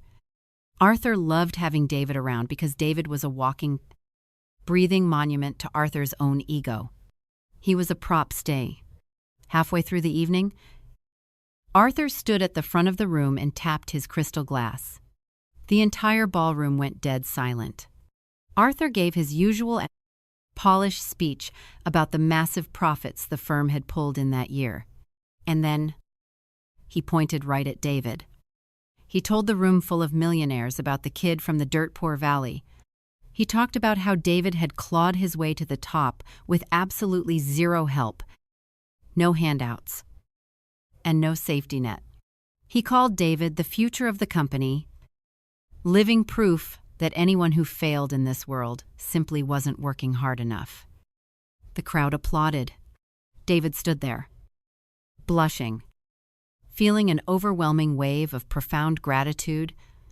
He listened to Arthur's harsh, arrogant words and completely filtered them through his own naive perspective. He thought Arthur was putting on a brilliant disguise. He thought his boss was a secret saint, hiding his massive charity work behind this ruthless corporate persona. When the speeches were over and the crowd began to thin out, David decided he could not keep his silence any longer. The gratitude was just too heavy to carry. He found Arthur standing alone near the massive floor-to-ceiling windows, looking out over the city skyline, holding a glass of expensive scotch. David walked up to him, his hands trembling slightly, his heart pounding in his chest. "Mr. Faro," David said quietly, his voice full of absolute reverence. Arthur turned around, offering that sharp, practiced smile. "David, you did great tonight. Soak it in. This is what winning looks like. David took a deep breath. He looked right into the eyes of the man he thought had saved his life. Sir? I know you prefer to keep it entirely anonymous, David whispered, leaning in closer so no one else could hear. I know you play this ruthless character for the board of directors, but I just have to say it. I know what you did. I know what you do for our hometown. And I wouldn't be standing in this room, wearing this suit, if it wasn't for you. Arthur's smile slowly faded. He looked at David with genuine, complete confusion. What in the world are you talking about? Kid? The trust? Sir, David said, his voice thick with emotion. The Arthur Farrow Trust. I know you set it up. I know you paid my college tuition. I know you paid for the pediatric ward at the county hospital. And the heating bills for the mill workers. My grandmother told me everything. I just wanted to look you in the eye and say thank you. You saved my family. Arthur stood perfectly still. He didn't drop his glass. He didn't yell. But the blood completely drained from his face. For 30 years. Arthur had worked relentlessly to ensure his name meant power, dominance, and absolute wealth. He had violently severed himself from his past. And now, a junior employee was standing in front of him, thanking him for pouring millions of dollars back into the exact dirt he despised. Arthur didn't feel touched. He didn't feel a sudden spark of warmth or redemption. He felt utterly, completely violated. In Arthur's mind, there was only one logical explanation. He assumed someone was running a massive, illegal financial scam using his name. He thought a group of con artists in the valley had set up a fake charity, slapping his pristine corporate name on it to launder money, dodge taxes, or commit wire fraud. Worse, he thought they were using his name to make him look soft, like some bleeding heart fool handing out free cash to people who didn't deserve it. David, Arthur said, his voice dropping to a terrifying, deadly whisper. Who exactly runs this trust? David blinked, suddenly realizing something was horribly wrong. The warmth in Arthur's eyes was entirely gone, replaced by a cold, furious paranoia. I don't know. Sir, it's a blind trust. It's managed by an old lawyer named Elias Harrison. We all just assumed it was you. Arthur didn't say another word to David. He turned his back, pulled his incredibly expensive phone from his tailored pocket, and dialed his head of legal Larry's. He didn't care that it was nearly midnight on a Saturday. I want a full investigative team assembled by tomorrow morning. Arthur snapped into the phone, his voice echoing slightly against the cold glass window. Someone is operating an unauthorized financial entity, using my name down in that pathetic valley. I want a complete forensic audit. Find out exactly who is funding it. Find out who is running it. And prepare the paperwork to sue them into absolute oblivion. He hung up the phone and walked out of the ballroom, leaving David standing alone in the dark. Arthur thought he was launching a corporate war against a team of financial criminals. He thought he was about to crush a group of scammers trying to leech off his legacy. He had absolutely no idea that his elite team of ruthless city lawyers was about to trace a multi-million-dollar empire straight back to a faded metal tea tin hidden under his own mother's bed. The thread had finally snapped, and the heavy machinery of the city was about to crash headfirst into the quiet, unshakable patience of the valley. When two different people pull on the exact same thread from opposite ends, eventually, they are going to meet right in the middle, up in the city. Arthur had unleashed an absolute war machine. He hired an elite team of forensic accountants and aggressive corporate lawyers. They were charging him hundreds of dollars an hour to tear through banking regulations, trace anonymous wire transfers, and hunt down the so-called financial criminals who had dared to use his pristine name. He wanted blood. He wanted to crush whoever was running the Arthur Farrow Trust. But down in our quiet, snow-covered valley, a completely different kind of investigation was happening. Her name was Sarah Jenkins. She was 26 years old, a junior reporter for the local county newspaper. Sarah did not have a team of expensive lawyers. She did not have the power to subpoena bank records. She just had a cheap notebook, a tape recorder, and a very sharp, curious mind. That December marked the 20th anniversary of the Trust's very first donation. Sarah's editor had assigned her to write a simple, heartwarming retrospective piece for the Sunday edition. She was just supposed to interview a few local families, take a few photographs, and write a nice tribute to the mysterious billionaire benefactor who had saved so many lives. She started by talking to the people whose lives had been completely changed.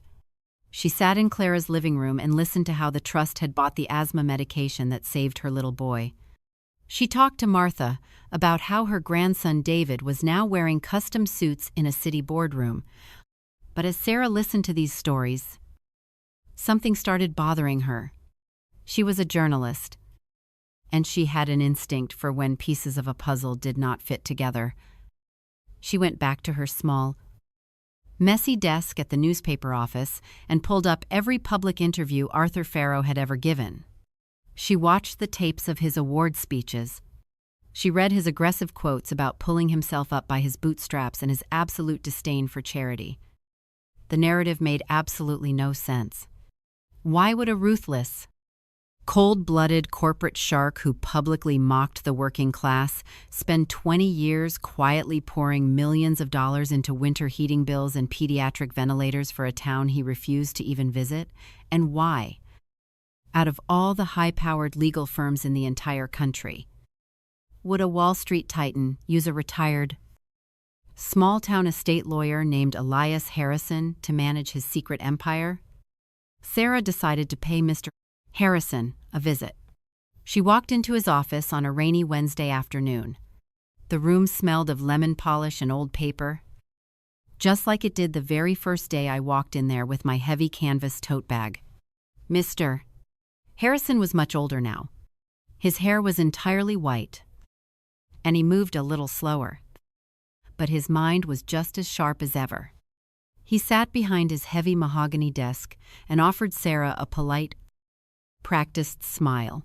He gave her the exact same prepared statement he had been giving people for 2 decades. The benefactor wishes to remain entirely anonymous. Mr. Harrison told her smoothly, he is simply a man who believes in giving back to the community. That is all there is to the story. Sarah did not write that down. She just looked at the old lawyer and leaned forward in her chair. Mr. Harrison, she said quietly, I spent the entire morning looking through the very early public tax filings for the trust. The massive wire transfers didn't start until about 10 years ago. Do you know what I found when I looked at the very first year of the trust's existence? Mr. Harrison stopped smiling. He took off his reading glasses and looked at her carefully. I found cash deposits, Sarah continued, her voice completely steady. $30, $50, sometimes $100 at the end of a week.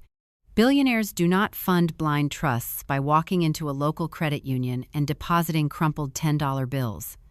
Those early deposits look exactly like the weekly wages of someone working double shifts at the Abbott textile mill. The room went completely silent. The only sound was the heavy rain hitting the large glass window. Mr. Harrison did not confirm her theory. He was bound by strict attorney-client privilege, and he was a man of absolute unbreakable honor. But he didn't have to say a single word. Sarah looked at the profound, protective silence in the old lawyer's eyes, and she knew instantly she was right. Arthur Farrow was not the benefactor. Sarah left his office and walked straight to the county historical archives. She pulled the heavy, dusty ledger books from the Abbott textile mill. She spent 6 hours sitting on the cold floor, tracing the employment records. From 20 years ago, she looked for someone who was working endless overtime. She looked for someone who lived quietly, who had no major expenses, and who shared the exact same last name as the arrogant billionaire in the city. And right there, written in faded black ink on the yellowed payroll pages, she found me. She found Winifred Farrow. Sarah sat alone in the dim archive room, completely stunned. The absolute magnitude of the truth crashed over her. She realized she wasn't just writing a local human interest story anymore. She was holding the greatest story of unconditional love, quiet sacrifice, and profound irony she would probably ever write in her entire career. She realized that the self-proclaimed titan of industry, the man who told the world he built his empire entirely alone, was completely hollow. His greatest legacy, the only thing his name would truly be remembered for in this valley, was built by the calloused, bleeding hands of the mother he had thrown away. Sarah went back to her office, locked the door, rolled a fresh sheet of paper into her typewriter, and began to write. The threads were finally pulling tight. Hundreds of miles away, Arthur's aggressive corporate lawyers were methodically tearing through bank records, completely unaware that a 26-year-old girl in a damp newspaper office was about to beat them to the punch. The loom was about to stop. The fabric was completely finished, and I was about to wrap it right around my son's neck. While Sarah Jenkins was sitting on the cold floor of the county archives pulling my name out of the dust, my son was sitting in his corner office, waiting for a war. It was a Thursday morning. 3 days after the winter gala, Arthur was sitting behind his massive, custom-built desk overlooking the city skyline. He had his expensive coffee. He had his tailored suit. He felt entirely in control. He was expecting his lead corporate attorney, a sharp, ruthless man named Marcus, to walk through the heavy glass doors and hand him a folder full of criminal indictments. Arthur fully believed he was about to crush a ring of small-town scammers. He thought he was going to make an example out of whoever dared to use his pristine name. But when Marcus finally walked into the office, he did not look like a lawyer who was about to win a massive case. He looked deeply uncomfortable. He was holding a single, thin manila folder. He sat down in the leather chair across from Arthur, placed the folder on the glass desk, and did not say a word for a very long moment. "Well?" Arthur asked, his voice sharp and impatient. "Give me the names. Who is running the shell company? How much tax fraud are we looking at?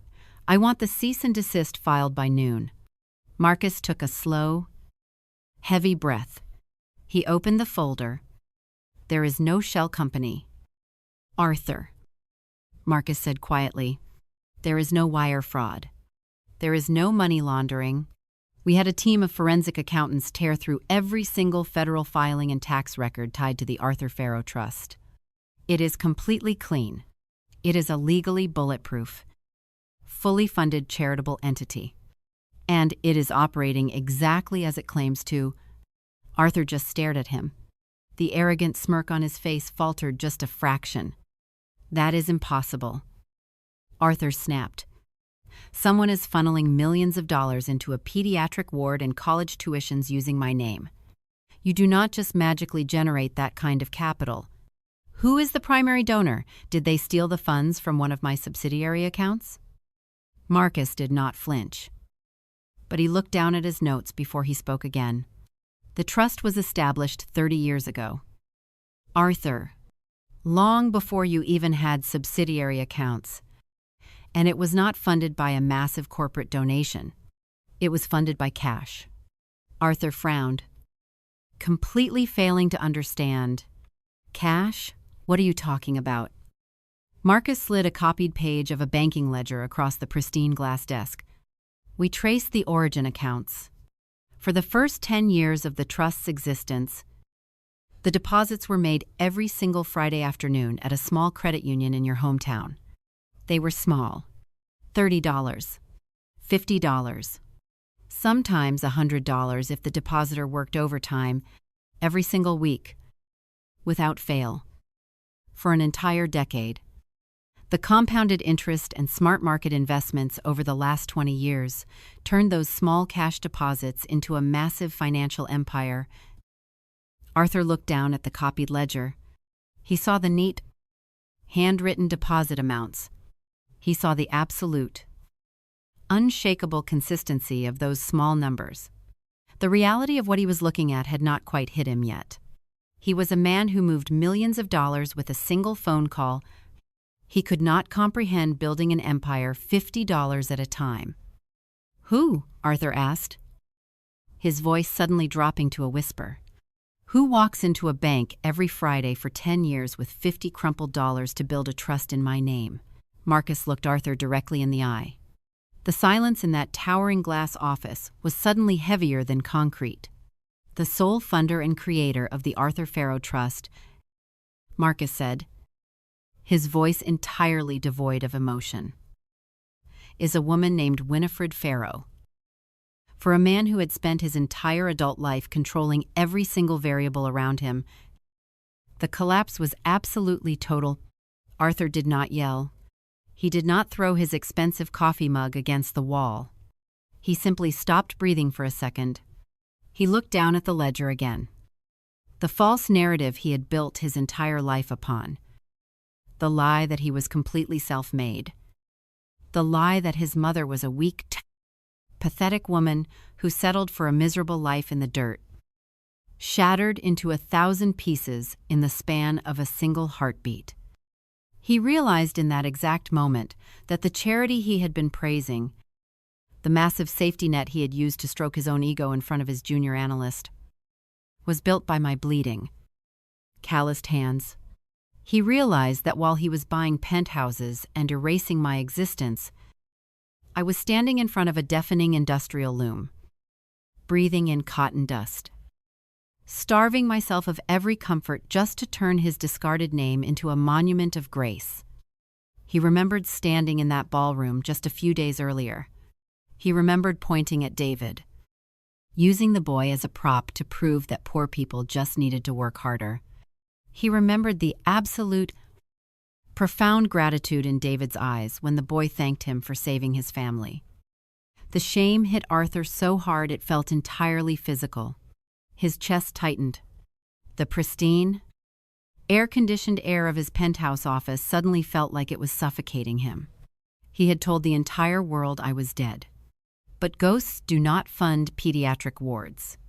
Ghosts do not pay for college tuitions.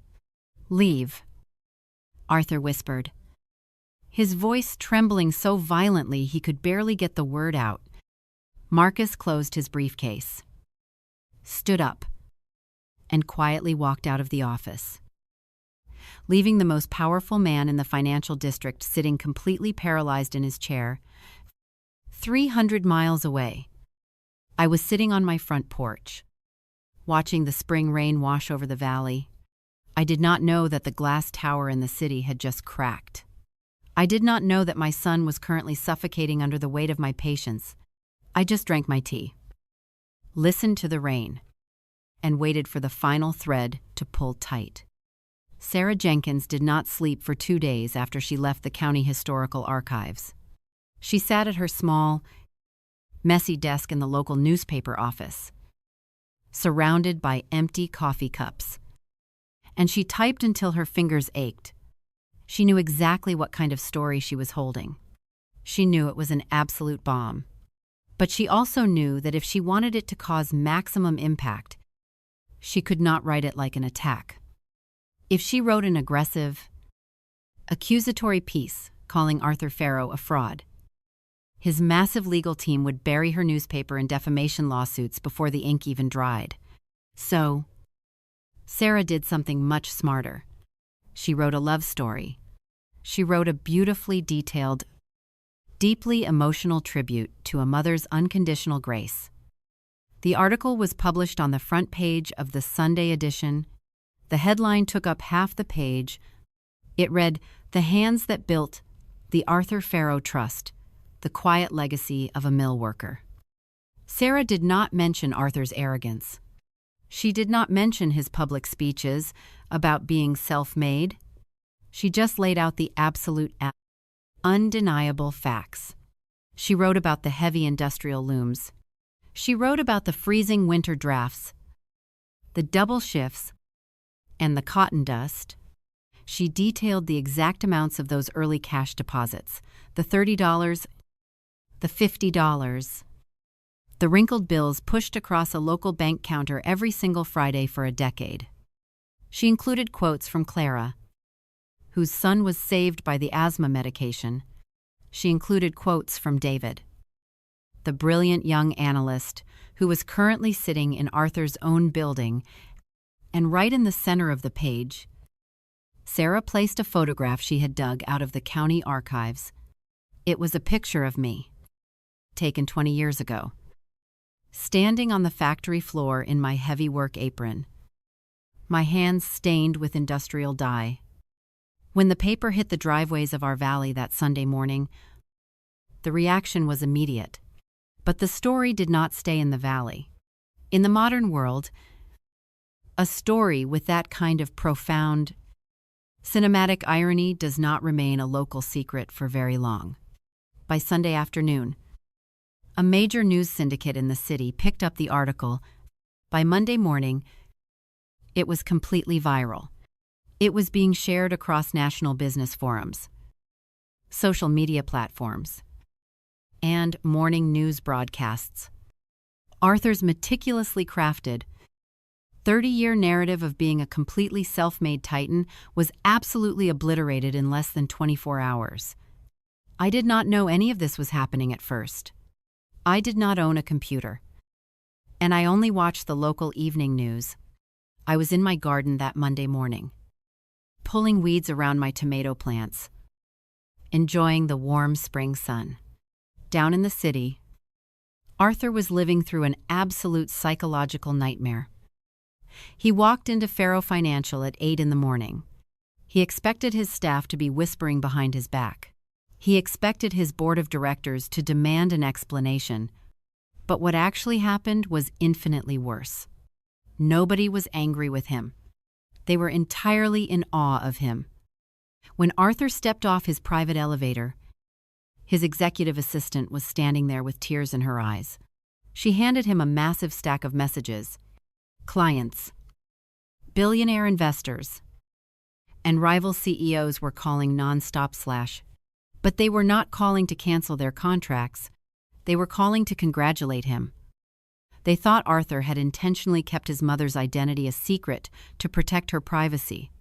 They thought he was honoring her by naming the trust after himself, while letting her quietly run the charity.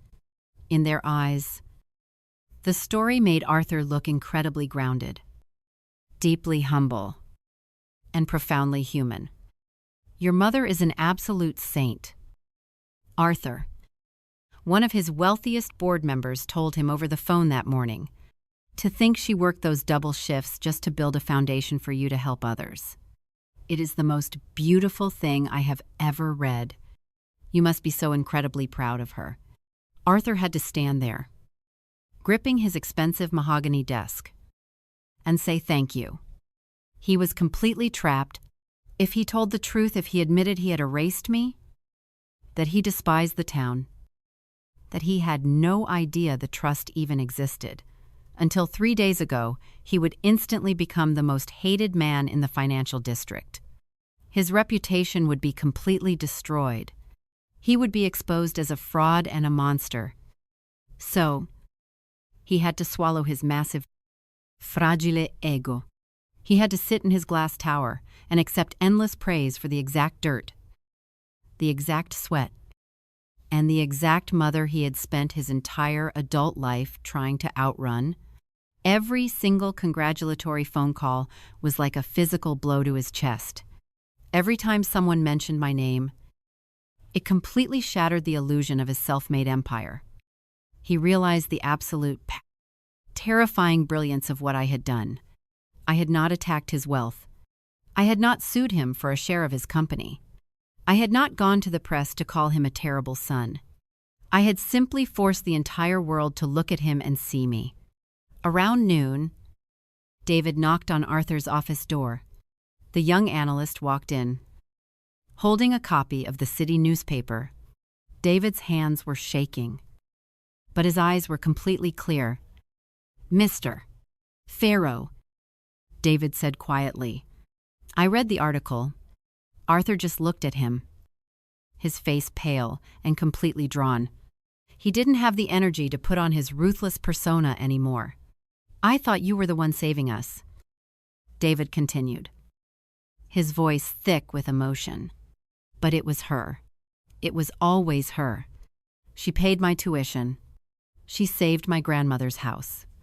I just wanted to say, you are incredibly lucky to have a mother like Winifred Pharaoh." David placed the newspaper on Arthur's glass desk and quietly walked out of the room. Arthur sat alone in the deafening silence of his corner office. He looked down at the photograph of me in my factory apron. He looked at my calloused hands. He looked at the heavy industrial looms in the background. For the first time in 30 years, the wall he had built between his past and his present completely collapsed. He could smell the cotton dust. He could hear the deafening roar of the machinery. He could see the muddy driveway he had walked down when he was 18 years old. The thread was finally pulled entirely taut. There was absolutely nowhere left for him to run. When David walked out of that corner office and quietly shut the heavy glass door, Arthur was left entirely alone in a silence that felt heavier than concrete. For his entire adult life, Arthur had thrived in this exact room. He loved the towering glass windows. He loved looking down at the city skyline, knowing he controlled massive amounts of wealth, knowing people were terrified of his ruthless ambition. But sitting there that afternoon, with Sarah Jenkins' newspaper article resting on his pristine desk, the air in that luxurious office suddenly felt incredibly thin. He didn't move for a very long time. He just stared down at the black and white photograph of me in my factory apron. Arthur had spent 30 years actively telling himself a specific story. He told himself I was weak. He told himself the people in the valley were failures who chose to drown in their own poverty. He convinced himself that he had survived because he was inherently better, smarter, and stronger than all of us. But as he looked at the exact numbers printed in that article, the $30, the $50, the wrinkled bills pushed across a bank counter every single Friday for a decade, that entire narrative completely disintegrated. He looked down at his own hands resting on the desk. They were perfectly manicured. They had never touched industrial grease. They had never bled from tying heavy weaver's knots in the freezing cold. He wore a custom-tailored suit and an imported watch that cost more than my entire house.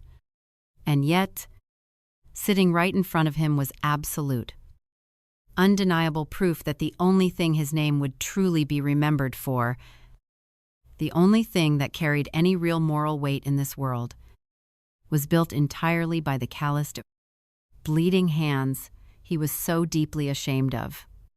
Grace is a terrifying thing when you do not deserve it. If I had sued him, he could have fought back. If I had gone to the press and called him a monster, he could have hired public relations experts to destroy my credibility.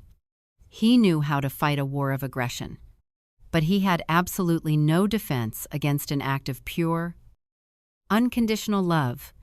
It completely bypassed his armor and crushed his ego into dust. The private phone on his desk rang. It wasn't his assistant. It was his private line. Arthur slowly reached out and picked it up. It was his wife, Eleanor. "Arthur," she whispered. Her voice was shaking, thick with tears. "I know," Arthur said, his voice entirely hollow. "I saw the article. You told me she was dead."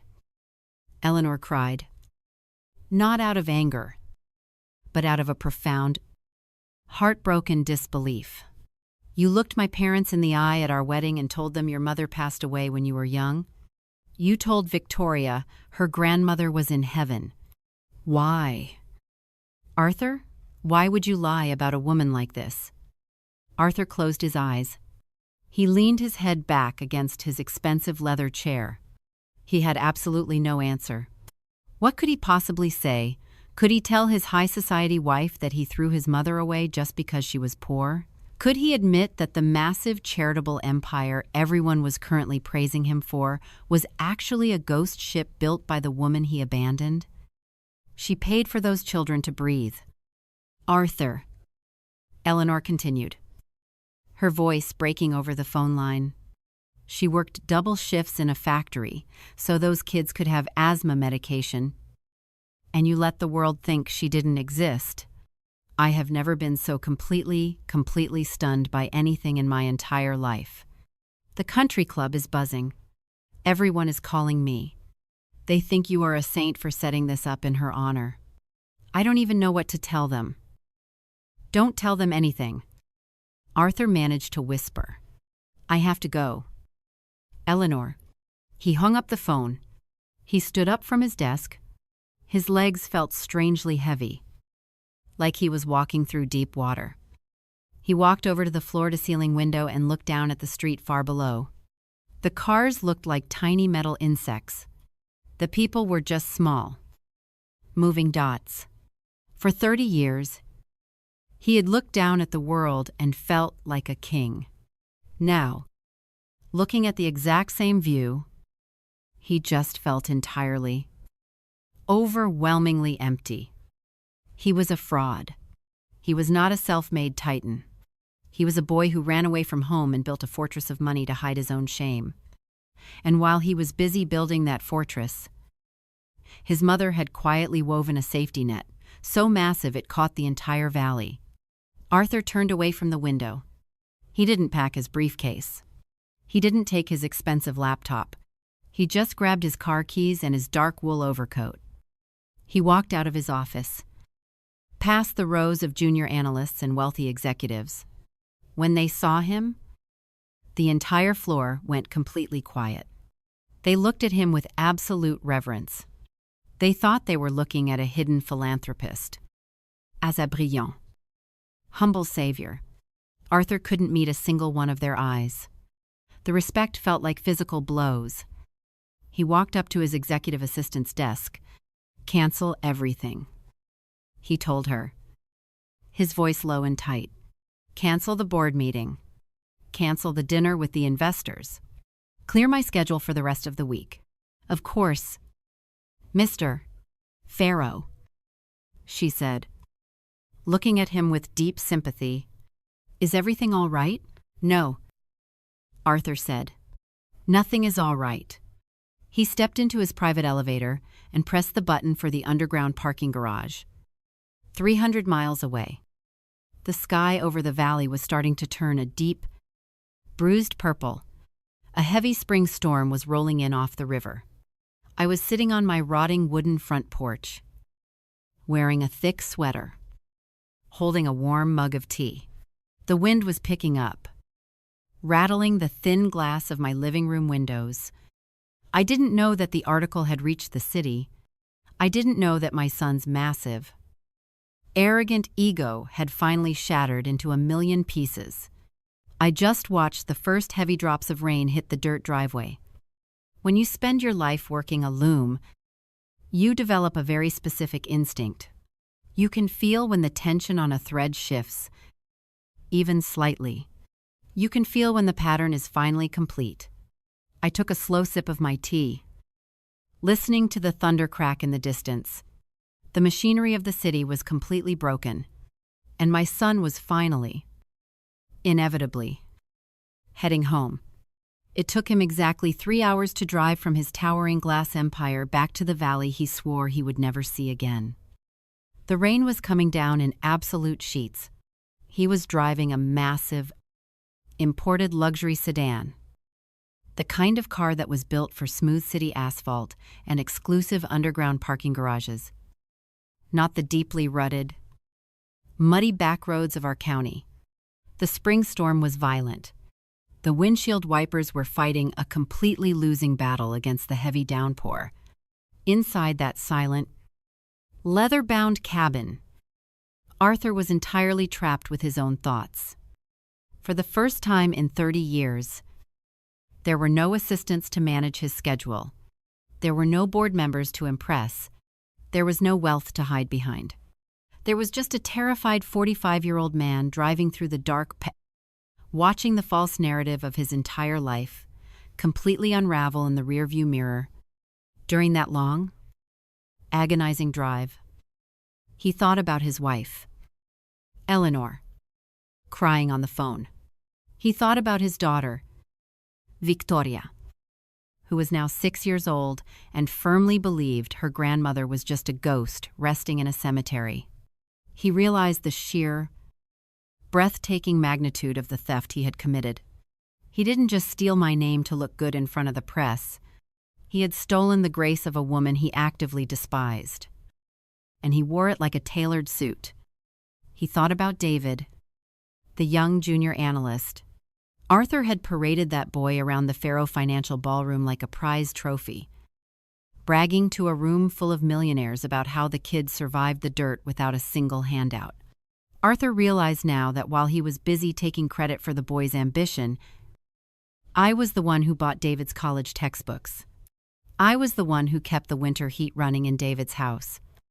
Arthur's entire arrogant empire was sitting squarely on top of my quiet, bleeding hands.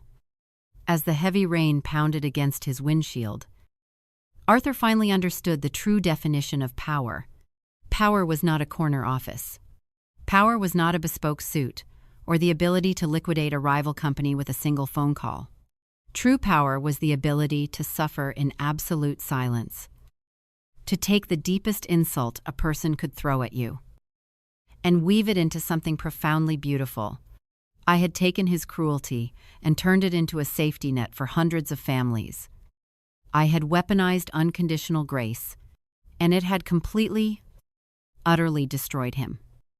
Back in the valley, the storm had fully broken.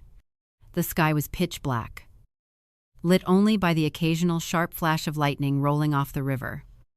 I was still sitting on my front porch. The wind was howling, driving the cold rain against the old wooden pillars. I pulled my thick wool sweater tighter around my shoulders. I didn't go inside. When you are a weaver, you know exactly when the fabric is finally finished. You don't walk away from the loom until the absolute final thread is tied off securely. I knew he was coming. I didn't need a phone call. I didn't need a letter of apology. The sheer weight of his shattered ego was going to drag him right back to the exact dirt he had tried so desperately to bury me in. People often ask how a mother can be so calm when her child is in pain. They do not understand that the pain of a shattered ego is completely different from the pain of a broken bone.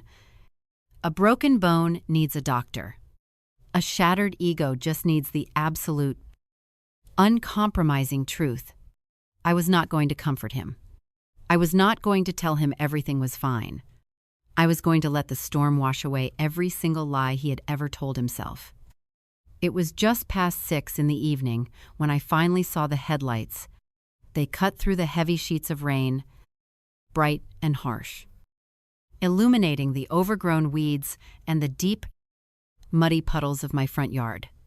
The car moved incredibly slowly. It looked entirely alien in this working-class neighborhood. It was a machine built for a titan of industry. And right now, it was sinking deep into the mud of a mill worker's driveway. The heavy car rolled to a stop right at the edge of my rotting wooden steps. The engine cut off. For a long, agonizing minute, the heavy car door did not open.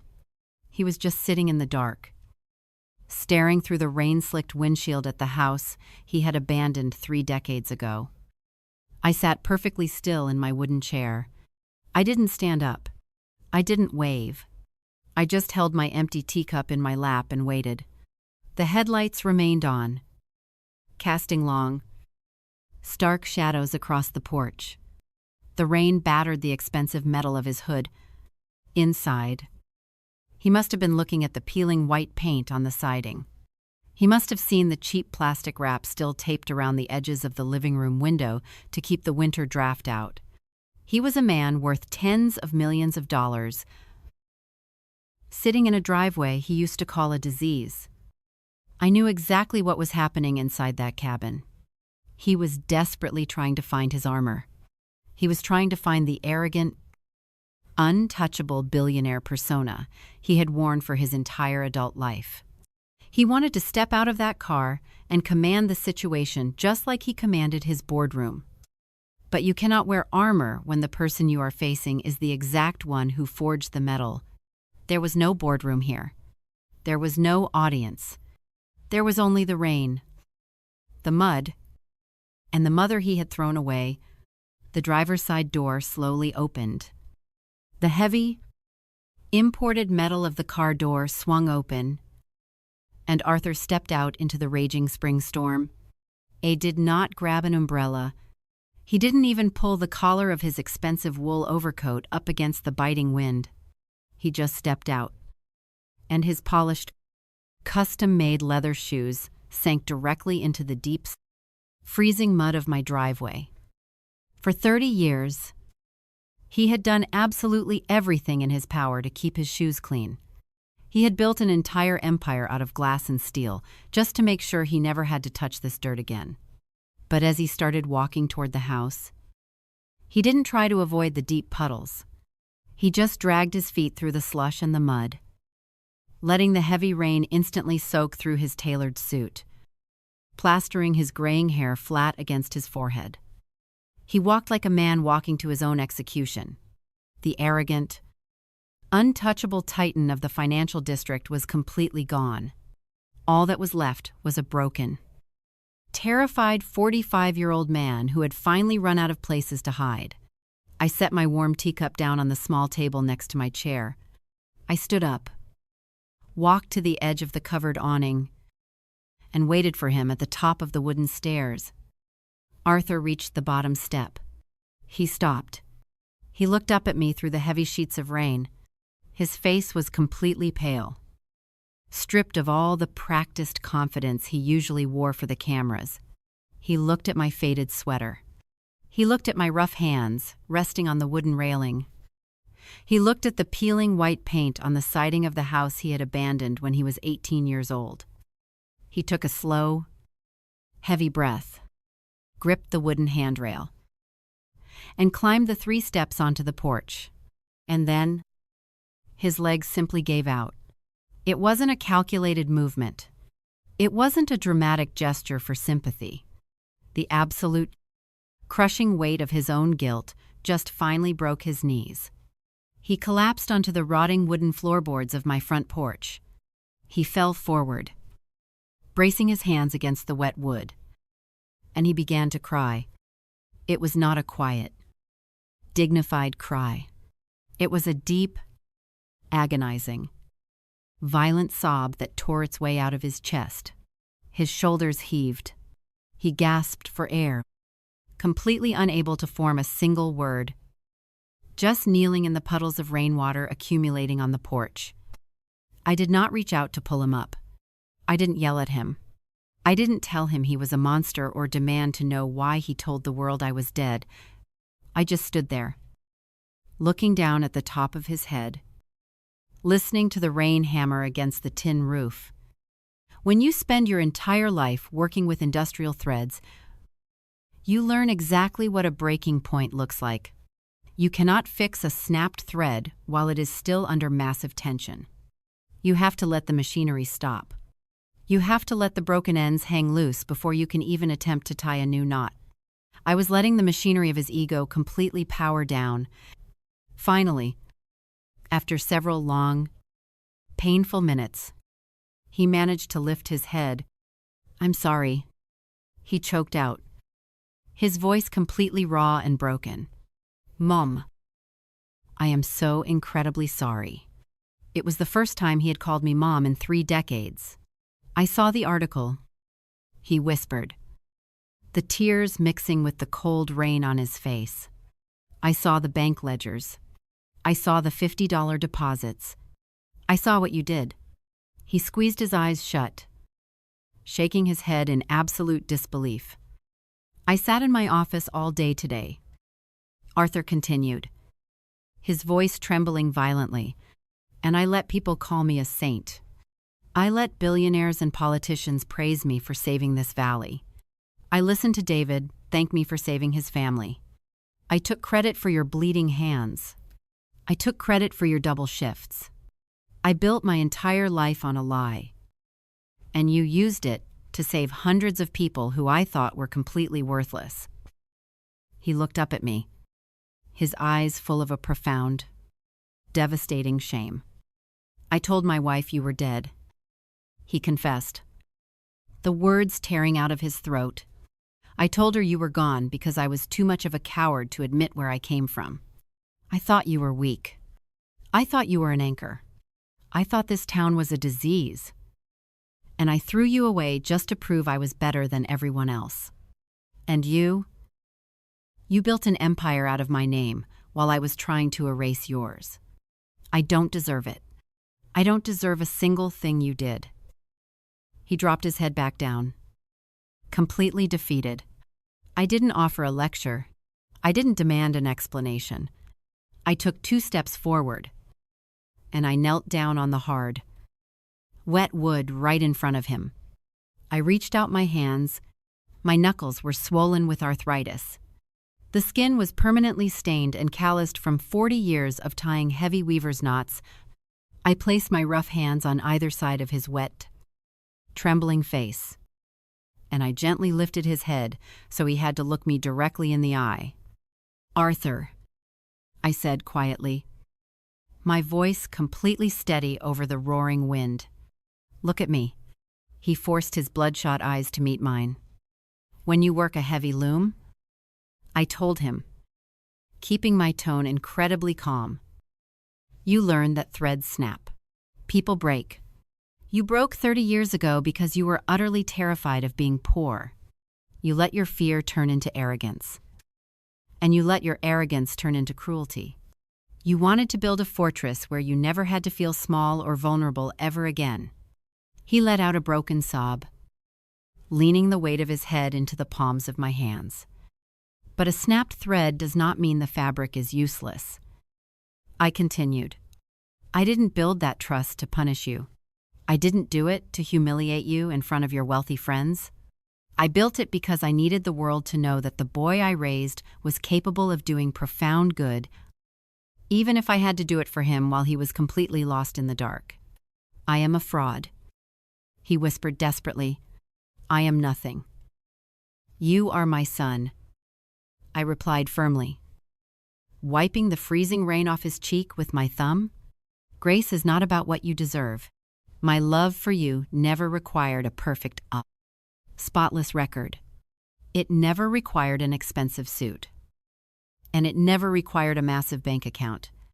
I looked deep into his eyes, feeling the final, heavy knot pull entirely tight in the fabric of our lives. And it never required an apology to exist.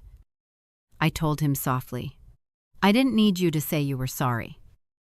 Arthur, I was just waiting for you to find your way home. The absolute, unconditional weight of that forgiveness finally broke the very last piece of his armor. He collapsed forward, burying his face in my shoulder. Throwing his arms around me, he wept like a terrified child. I wrapped my arms around his wet coat. I rested my chin on his shoulder. The storm raged all around us, the wind howling through the valley. But right there on that rotting wooden porch, the 30-year war was entirely, permanently over. We stayed on that wet wooden porch for a very long time. The spring storm eventually began to break, the heavy thunder rolling away over the river, leaving behind nothing but the quiet, steady sound of the rain. I finally pulled back, took my son by his cold, soaking wet hand, and led him inside my house. It was the very first time Arthur had stepped foot in that living room in 30 years.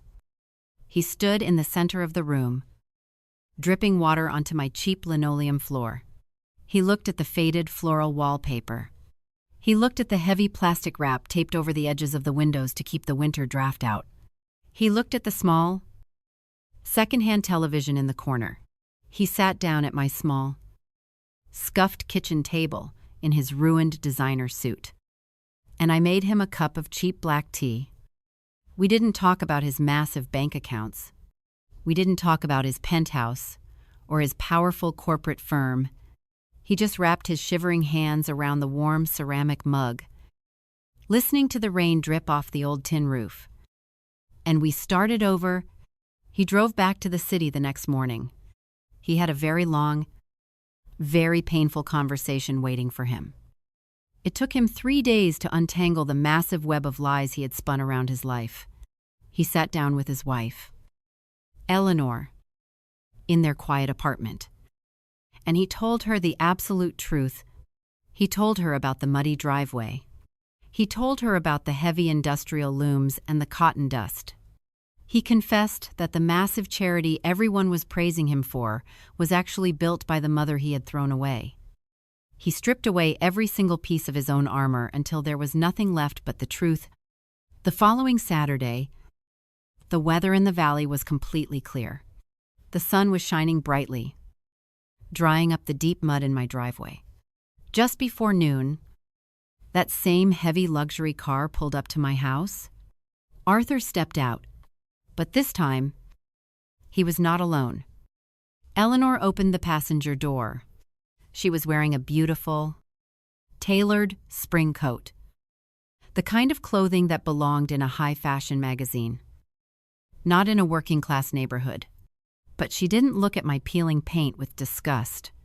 She didn't look at my small house with pity. She walked right up my wooden steps, her eyes completely brimming with tears. And she wrapped her arms tightly around my neck. She held me so hard I could actually feel her shaking. She thanked me for saving those children at the hospital. She thanked me for refusing to give up on her husband. And then, Arthur opened the back door of the car. He lifted a little girl out of the back seat. She was 6 years old. She had dark hair and Arthur's exact chin. She was wearing a pristine white dress, holding tightly to her father's hand as they walked up to the porch. I looked at my granddaughter for the very first time. I didn't say a word. I just turned around, walked inside the house, and went straight upstairs to my bedroom. I opened the bottom drawer of my heavy wooden dresser. I reached all the way to the back, into the dark, and I pulled out the soft, pale pink baby blanket I had woven by hand on that freezing night 6 years ago. I walked back out to the porch. I knelt down, so I was right at her eye level, and I handed her the blanket. I told her I had been waiting a very long time to give it to her. Eleanor put her hand over her mouth, completely overcome with emotion, while Victoria wrapped the pink yarn around her shoulders and smiled at me. The thread was finally completely repaired. The knot was ugly. It carried 30 years of silence and heavy pain. But the fabric was going to hold. Over the next few months, Arthur completely dismantled the false monument he had built for himself. He didn't try to buy my forgiveness, because he knew it was already freely given. But he knew he had to balance the scales. He took a temporary leave of absence from his massive firm. He drove down to the valley and walked into Mr. Phyllis Liscan, Harrison's quiet law office. He didn't send his ruthless corporate lawyers this time.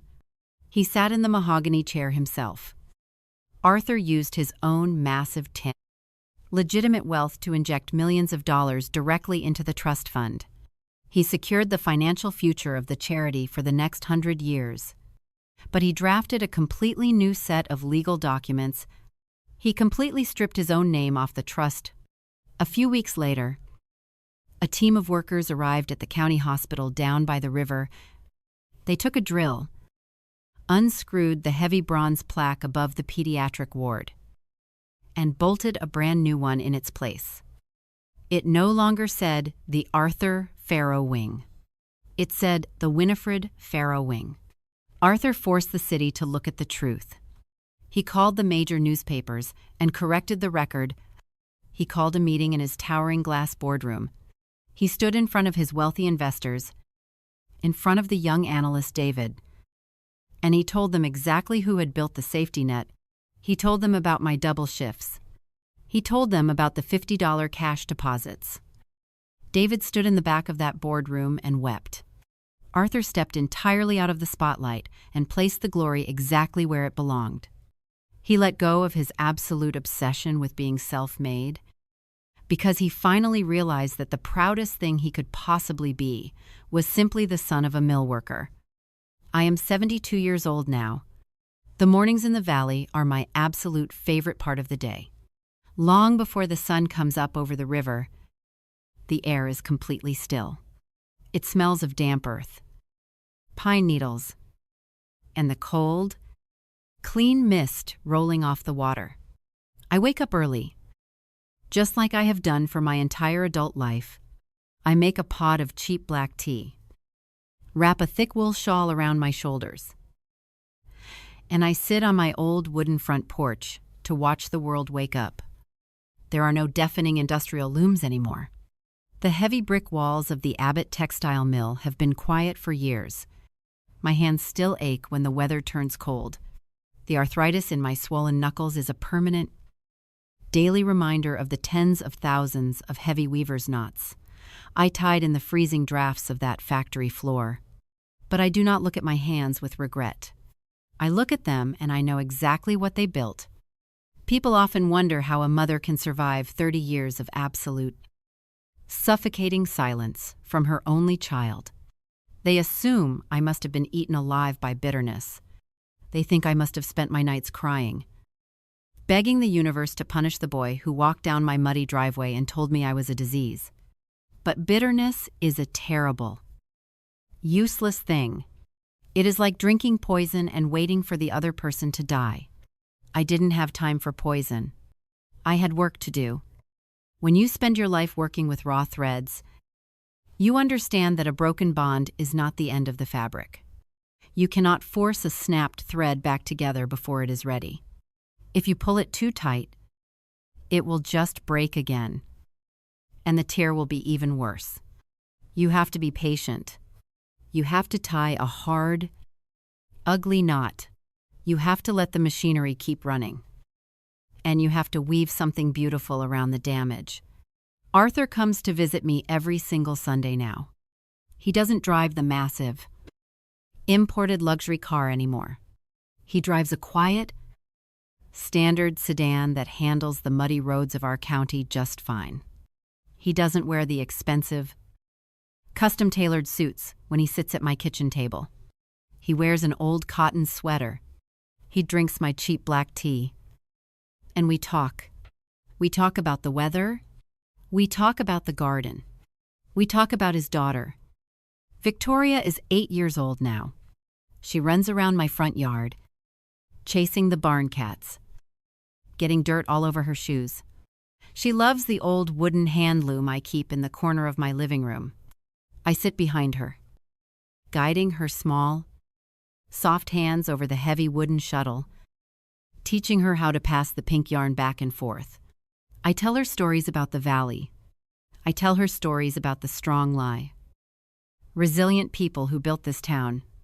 And Arthur just sits in the doorway, watching us, with a look of absolute, profound peace on his face.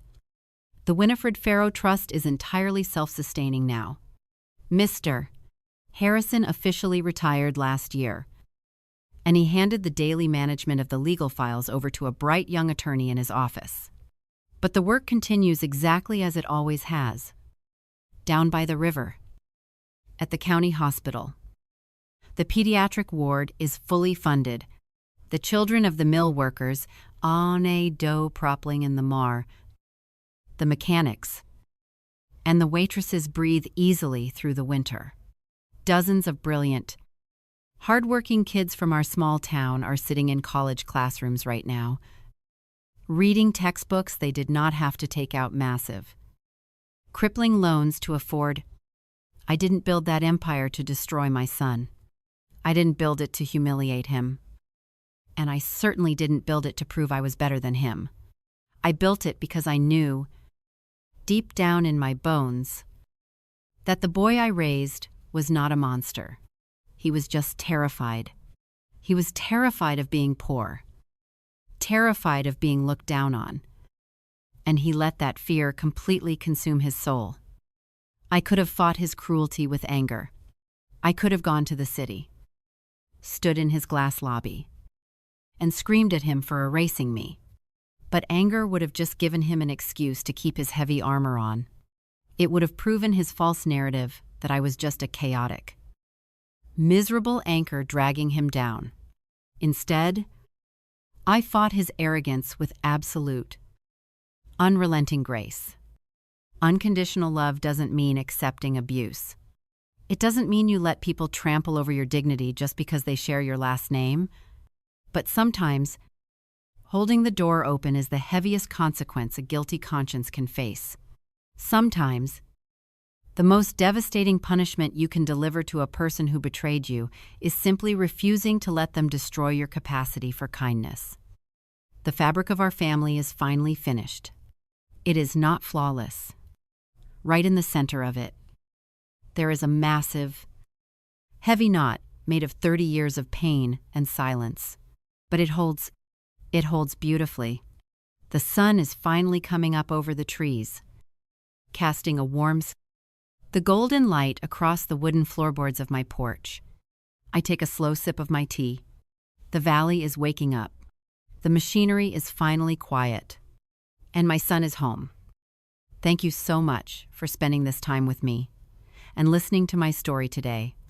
If you believe that true strength is found in patience rather than revenge, please leave a comment, hit the like button, and subscribe to the channel. I will